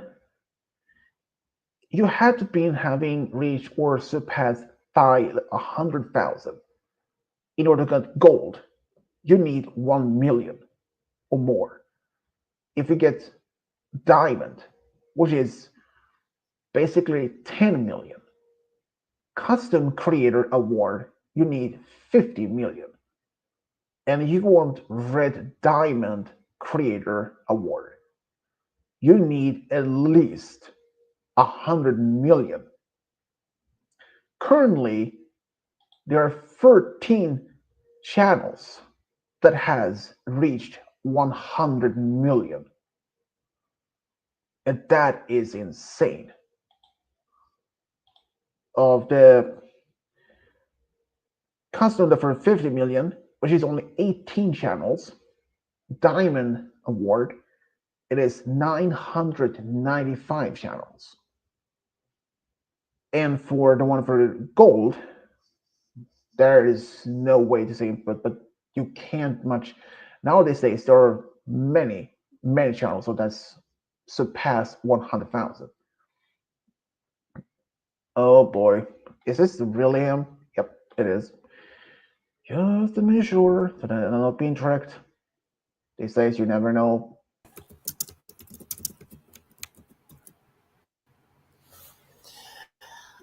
I can assure you, you are not being tricked. Well, the better be sure to save for safety, you know. But like I said, if anyone, but having reaching the one on this Red Diamond Creator Award that were 100 million, uh, there is only two channels. The first one on the list so far is T Series, and the second one is PewDiePie. I have seen some channels that has this YouTube flag and literally destroying it. Well, not technically destroying it completely, but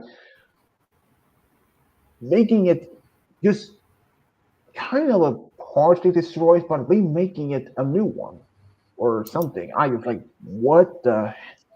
I mean, seriously. Hmm, that actually does sound impressive. Yeah, but the chance of for me reaching 100 million to get the red award, it's very slim, at least currently. But here's another thing. You know, Red Diamond Custom Award is for 100 million. But what will happen? What would the name be for if you reach 200 million, or even Hmm. 500 million, or even a billion? You know, it had to be a certain name. And now these Well, days, these unless the well, ruby, sapphire, what, emerald, what, something. well, what if they called 2 million a crystal diamond award? Hmm, you know, wait. Actually, I'm curious about this one. Uh,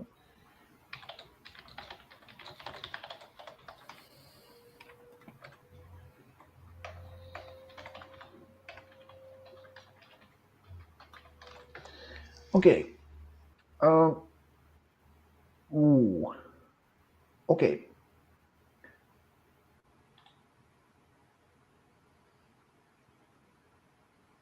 Okay.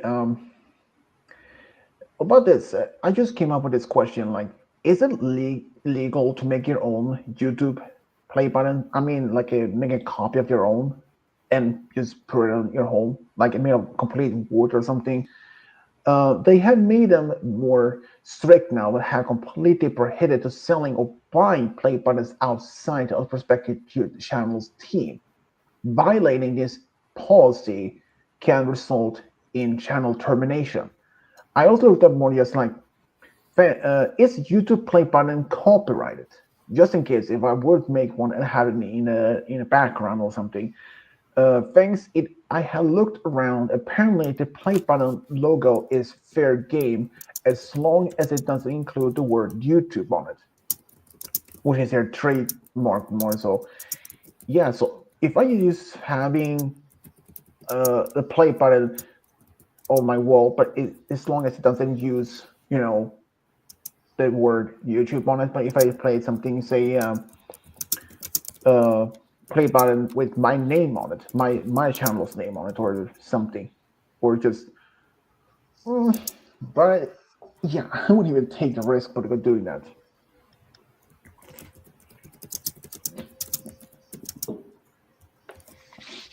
But yeah, that's pretty much that. So how you been doing? Uh, Pretty good. If I may say so. I've been enjoying my time with these two game show servers I joined up around December of last year. One of them is called the Production House, and the other one is called GSE, or Game Show Emporium. Hmm. Have you heard? Have you talked to Spy Gardens or anything on Facebook or something like that? Not yet. By the way, did you show her that dolphin artwork picture I shared on from Perchance that I shared in our group? I think I did. Uh, yeah, I believe I did at one point. And she liked it? Well, yeah, I mean, dolphins is just. But currently, she is not much in a good mood since not because of that she's in her monthly, what the women go through, but her brother is in hospital. Turns Oh, out he has blood clots in his legs. wow. Yeah, That's not and good. yeah, and it turns out they actually might actually be genetic, like it can be inherited. So I yeah. honestly had no idea. I've been struggling to continue doing more role playing with our buddy Princess Dashi because the they're waiting for like the new satellite dish and a router for their um, Wi-Fi to be installed. It comes on back now and then, and when we do, we try and make the best of our role playing. But I'm just waiting for them to get finished entirely so we can continue without any Wi-Fi interruption. Well, that's something though. I also I did learn something about Facebook for my country and other parts. Let's see, what was it? Facebook. Boy, what was it?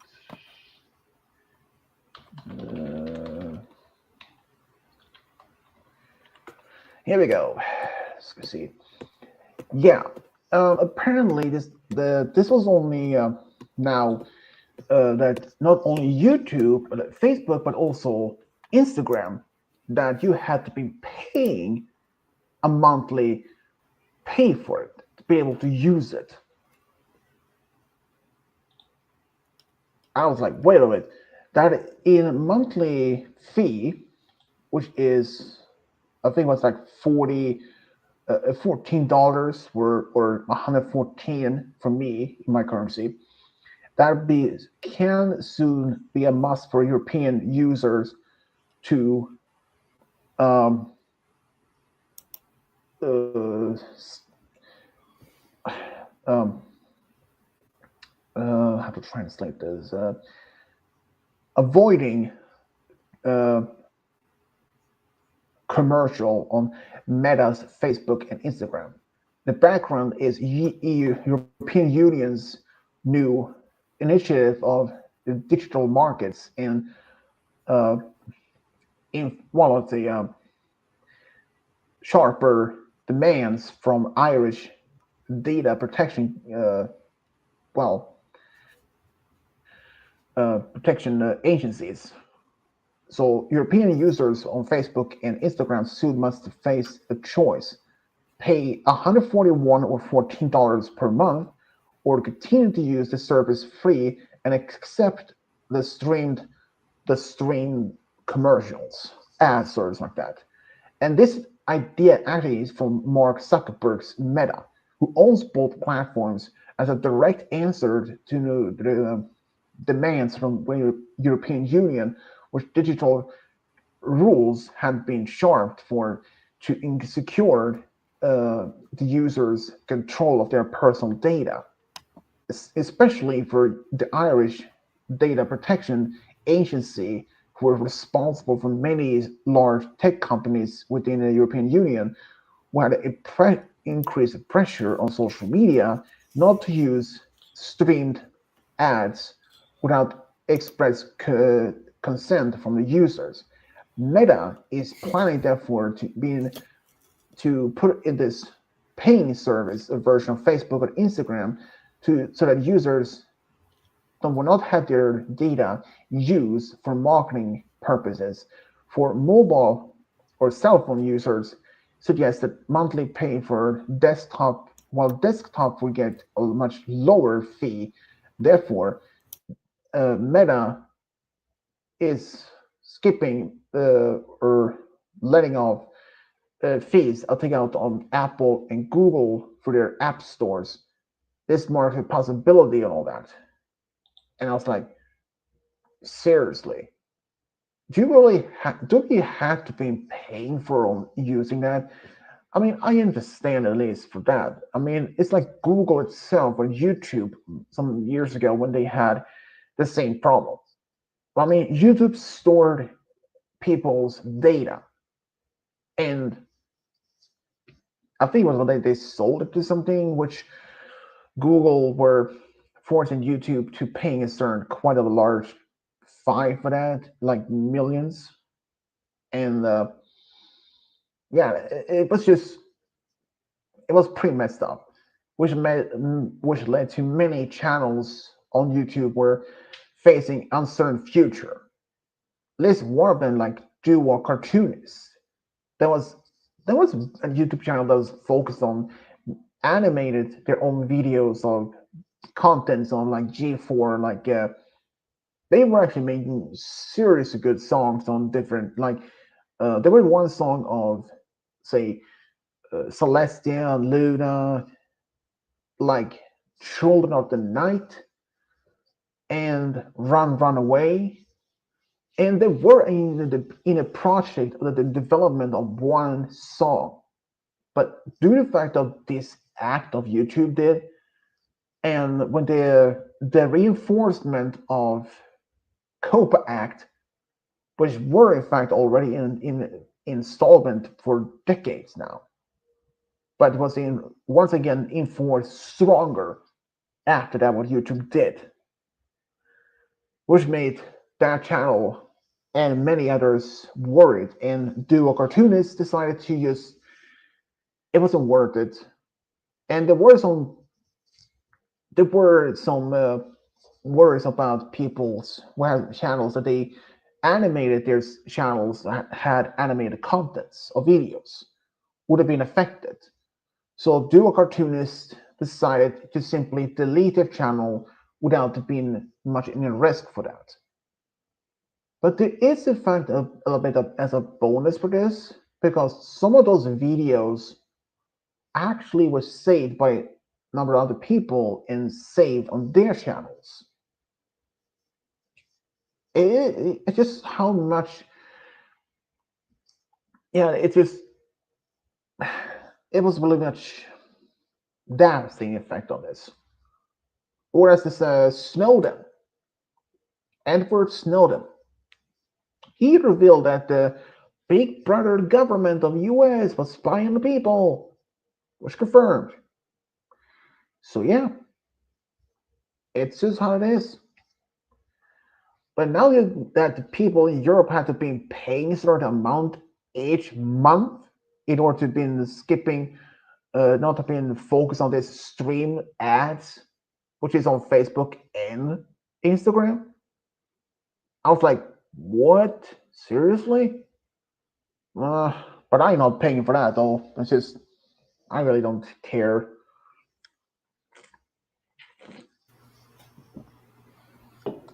Since I only using Facebook, but I'm only on Facebook during the evenings, like say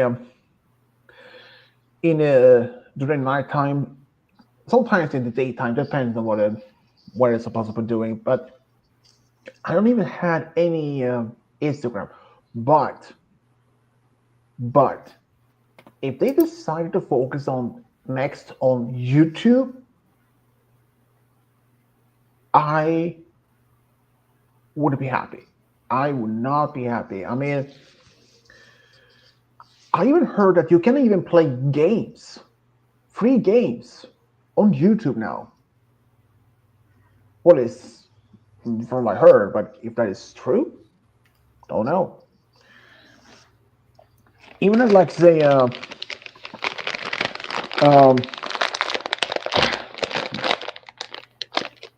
damn it, really? It's stupid path. Ah, dang it. There we go. Like many game systems, like I think uh, right, Xbox had only about around the time of the Deadpool Wolverine movie was released, they made these consoles, and it was in shape.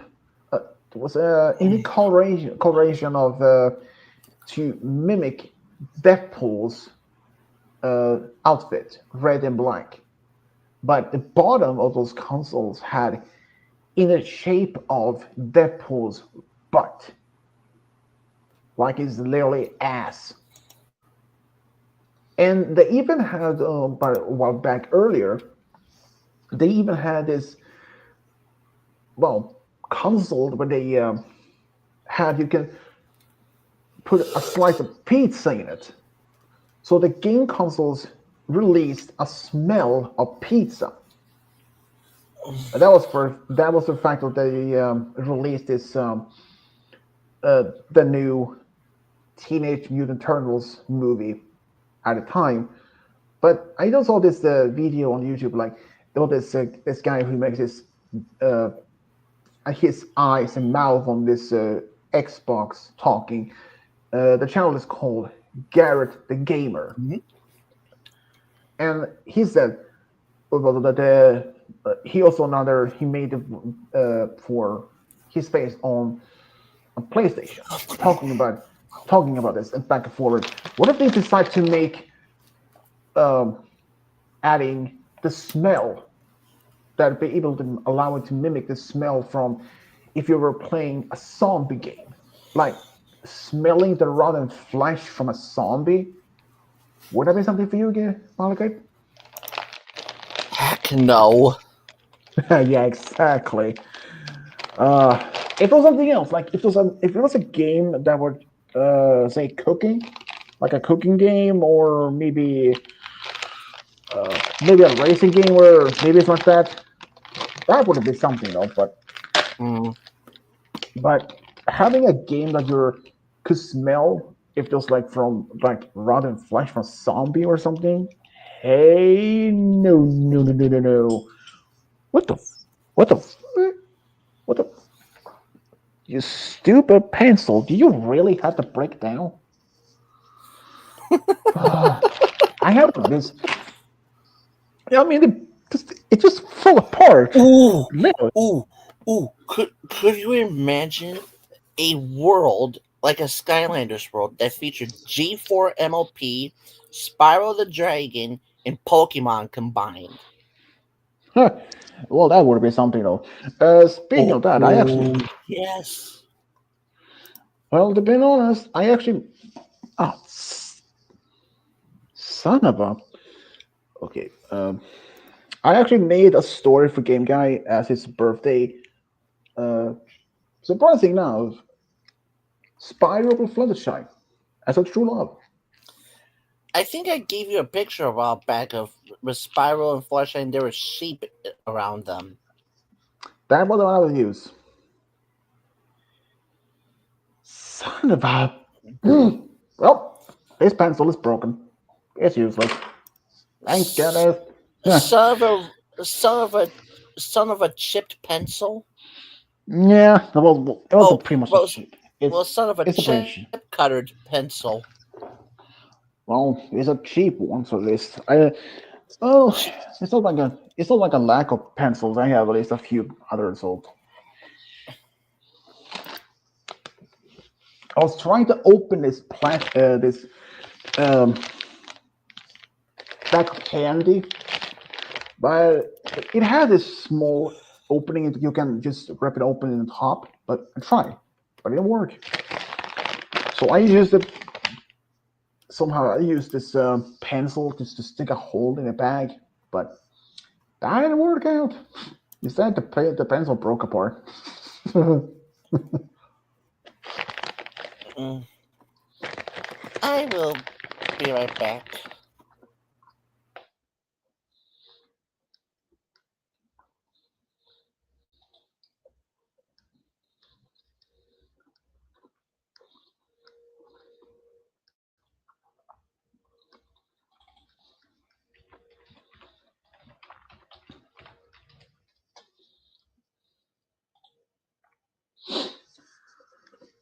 Well, people, this has been a bit interesting stream.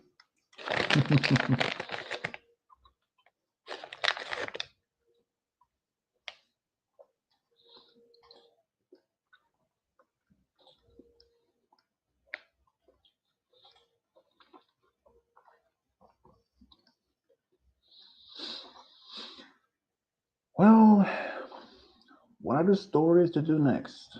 Wow, there were so many stories. Many remakes, many audios.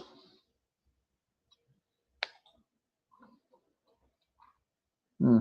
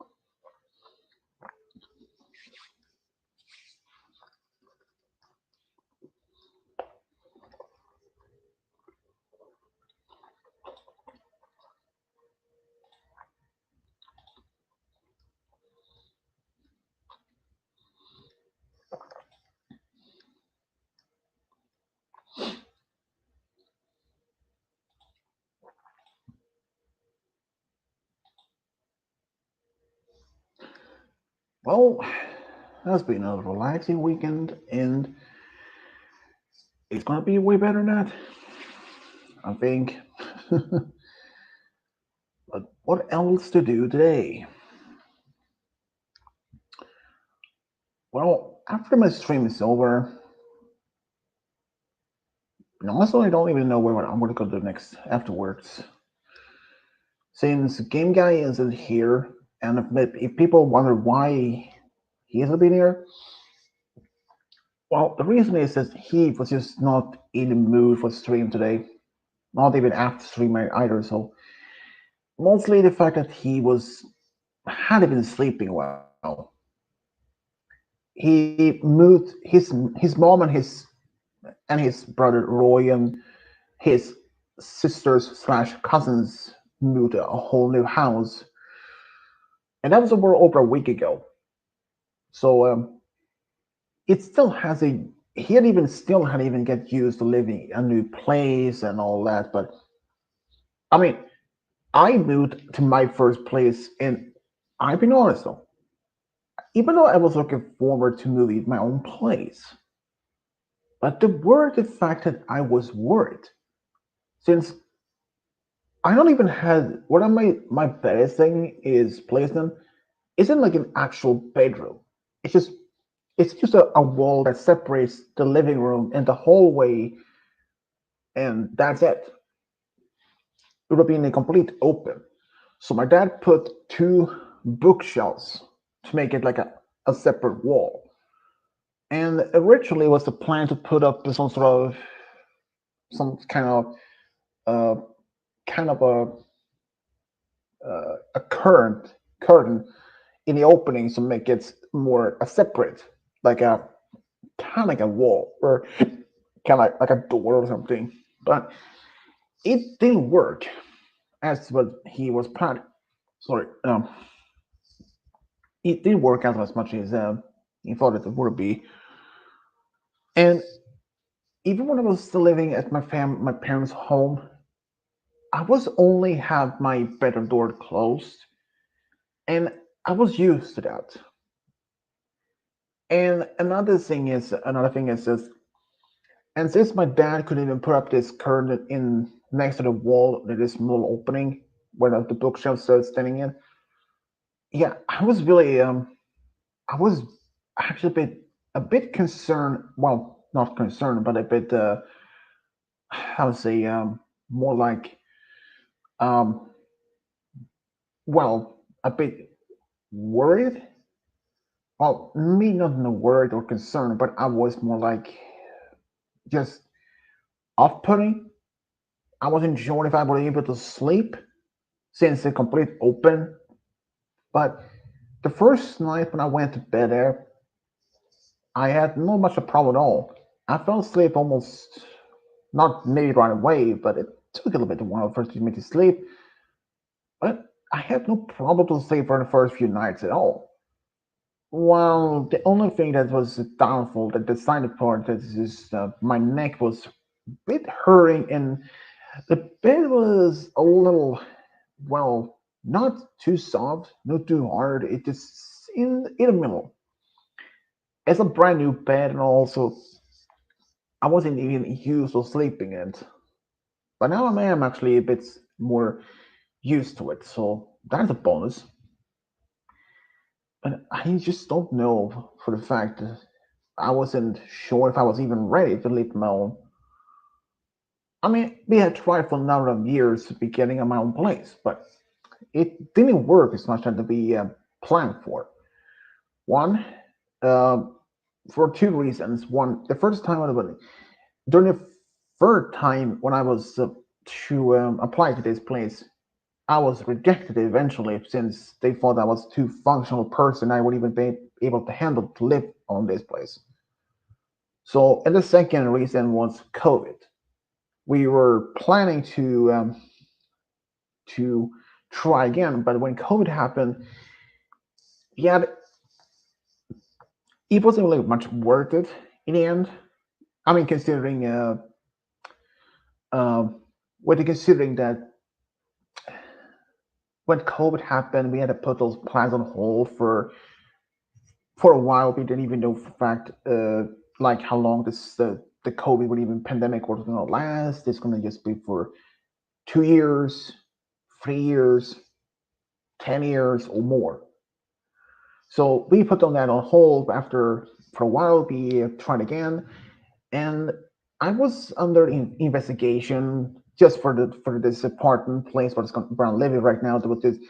They looked into more. Uh, well, they were looking into my personally, well, as a person, and if it if I had what it required to me living in this place, if I was once again could have been rejected for getting this apartment or not. Well, basically, after about this, they said it's going to take about 3 months to determine discussions, debating, and all that. And well, after 3 months or so, I was informed that I was approved, but I couldn't move in right away. They were renovated. Re- they were renovating the apartment. I think it was like new wallpapers. Yeah, and to be honest, I don't even know how much work they did in this apartment to renovate it so much. So just don't know. But after that, I was I got the keys and eventually start to slowly moving over things to my place. And even though I didn't move in after I get the keys right away, since first I didn't even had any furnitures at all. I mean, basically, I even had like table in the kitchen, no chairs. I even had a couch or a bed at a time. In fact, I even had even carpets on the floor. There was like no furniture, no carpets or anything. So if I had to live in my apartment without a bed or a couch, then I would literally have been sleeping on the floor. And as I told it, if one wants to find honest, but in her words, try to be more professional, not to be my excuse for my French term, but she said like I would not let my man sleeping on the floor, and I agreed on that. I had slept on the floor several times when I was a bit younger, but floor it's pretty hard, and if you're not used to sleeping on the actual floor, yeah, don't do that. It's not really comfortable. It just, yeah. But eventually, The another main reason why I did just move in after I had a bed, couch, there was a main reason because that would be my computer. Since if I hadn't moved my computer over to my apartment right away, but I still lived with my parents a bit longer, I wouldn't have been able to talk to Faggot as much. Since I don't even have any other computer. I mean, sure, a Facebook, but I don't even remember the passport, the password. Since it's just very complicated. So yeah, so it was a little bit hard for that. But there was no another thing. Even if I did move in and have my computer here, I was still yet I've been unable to talk to any of my friends, including Fine Guards. Why? Well, basically the Wi-Fi wasn't even connected. The person who lived before me, the person didn't even use the Wi-Fi or the internet. So when my dad came over with the technician one day before I moved in, they had to go down in the basement to turn on the internet to this apartment. But the thing is, there was this slight problem. The fact that even though the internet was on, and they could confirm it was on in the apartment, but the connection to like the Wi-Fi itself, like to the router, Wi-Fi router, it didn't work. It was no connection to the router, and it's some reason. Well, it was when my dad bought a brand new Wi-Fi router to my apartment. It actually it connected only to the Wi-Fi just for a second, and then just gone. And he tried, and he couldn't even connect it to his own phone to the Wi-Fi router. It was strange. So he had to buy another one. He told me that he could connect the Wi-Fi to my computer by a cable or a cord in an outlet. That would have worked, but that meant I would have been no longer be able to watch YouTube or Disney Plus on my TV. So my dad went to buy another, then I mean like a second Wi-Fi router and connected to that one. And immediately right after he connected, it worked. That was so weird, but at least it worked. So after he was connected, the day after, I had my computer, my TV all moved over, and that it is. It is. And do I regret moving out? Not really. I'm actually glad to be living on my own. I can do pretty much what I wanted to do in my apartment. Well, other from being having loud parties, even though I'm not even a party person. But living in my own place, it was pretty much what I really wanted. Despite there was some issues with the Wi-Fi when I got here, seriously, it was pretty bad.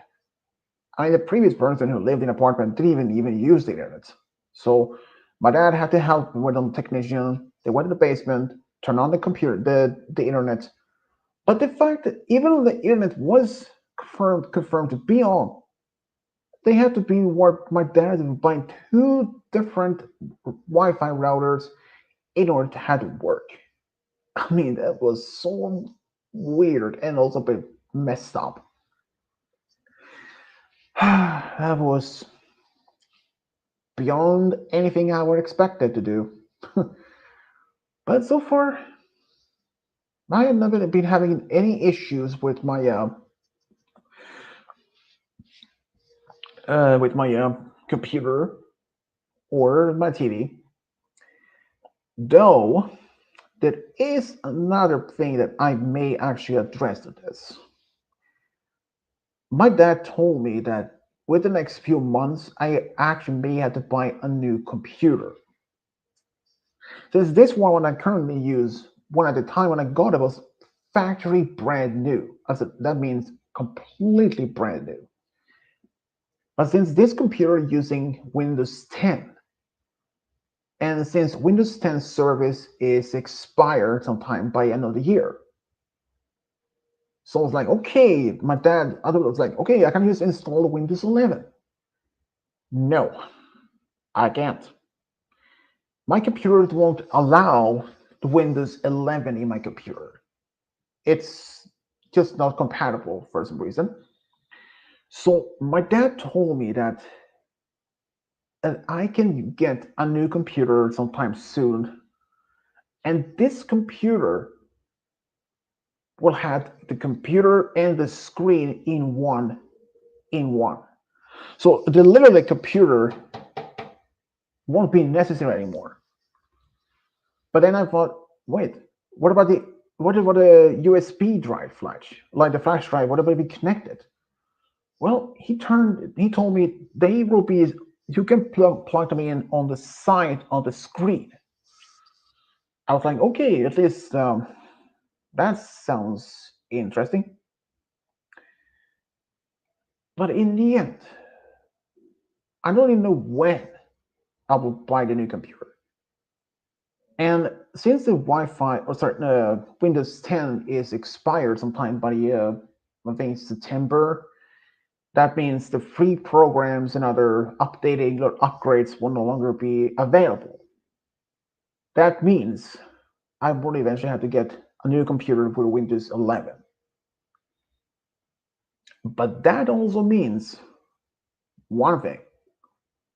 I may have to found, well, I may actually have to do, once again, download um, the same program that I'm using for my videos.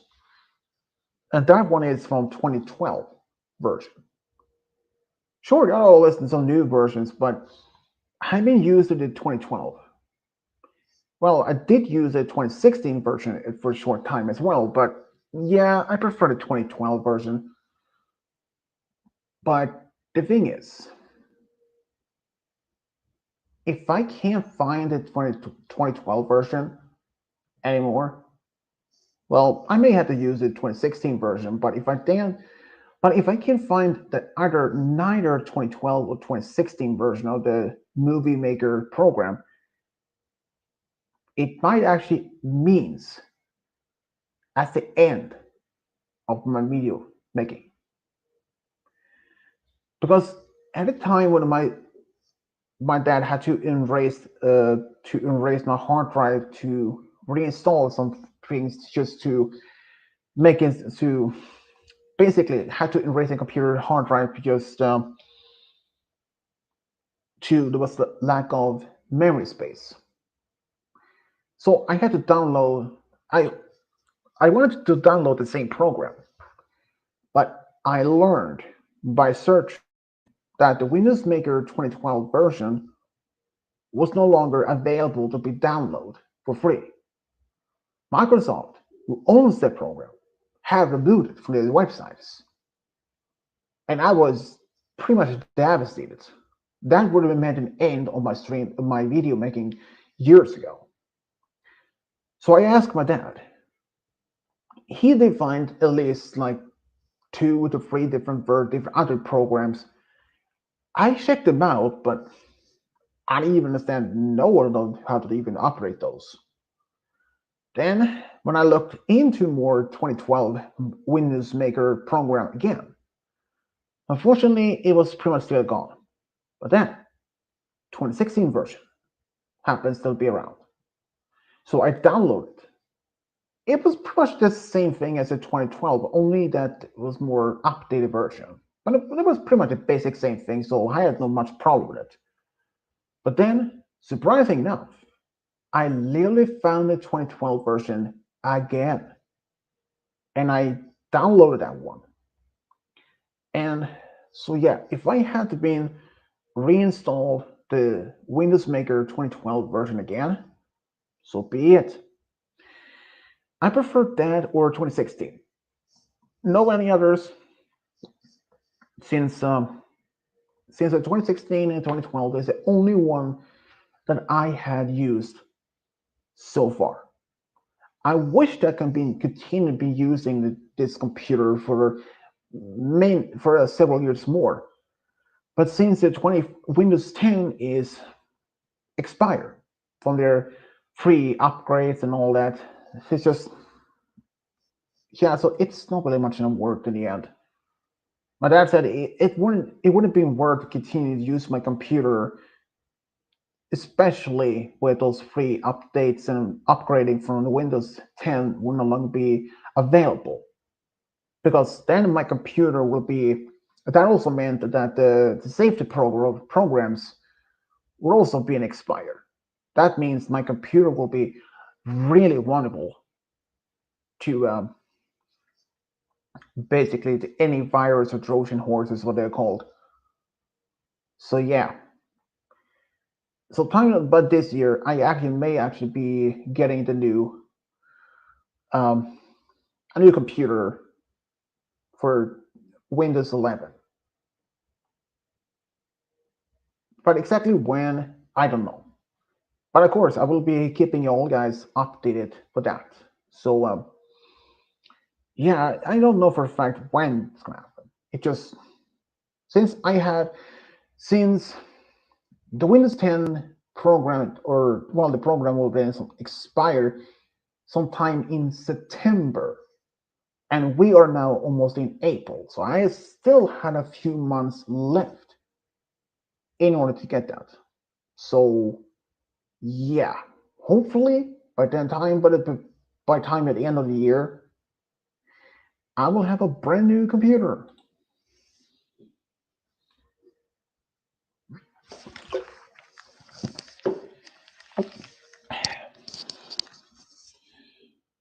Well, and Malachi is still AFK. I don't know what he's doing. Well, it's a bummer that my friend Cody couldn't even join in, or even Game Guy couldn't even join in. But of course, it's up to them if they wanted to do or not. It's just like this. Orion as Kuvo. About Kuvo, so the thing is, he's actually planning his own Q&A stream by end of this week, and he basically made a video that and asking um, any of his friends like me, Malakat, Game Guy, Cody, oh well, basically any one of his friends could ask him any questions, and of course put that in the comment section of that video. And I am the only one who actually did ask him some questions. I didn't even ask us for like 20, 30, but at the time, I wasn't really sure exactly how many questions I want to even ask him. And I assumed that it could be basically anything. So I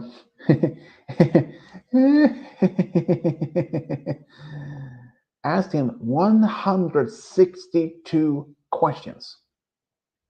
Yeah, you heard me right. 162 questions. More than I thought I would even do.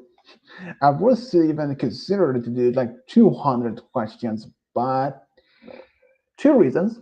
One, I couldn't even come up with any more questions. And two, I thought maybe that 200 might actually be too many for him to well, handle off. So yeah, that's well, at least he said thanks for those 162 questions. Well, Kubo, you're welcome. Oh man. Hey, at least I've done 160 plus, not like two or maybe a thousand questions. That, yikes! If I made it 1,000, ooh, I don't think he would even want to be happy. Well, he would have been happy, but I don't think that he would make that all through all the 1,000 questions in just one single stream. Oh man, that would have been weird. Well, maybe too much for him, but I think 200 might actually be the max for him to even handle. Well, if I had like 200 or even 250 questions, I would be thrilled. But I haven't even done any like an actual Q&A as a stream, but all the videos.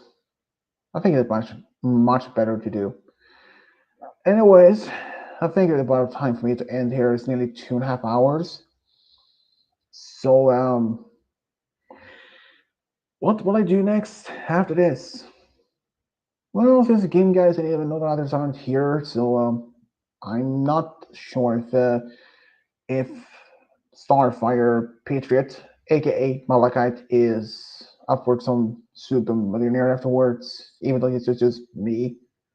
It's not like the first time I've done it myself. So yeah, and one other one, it's I will do a stream tomorrow, but what kind?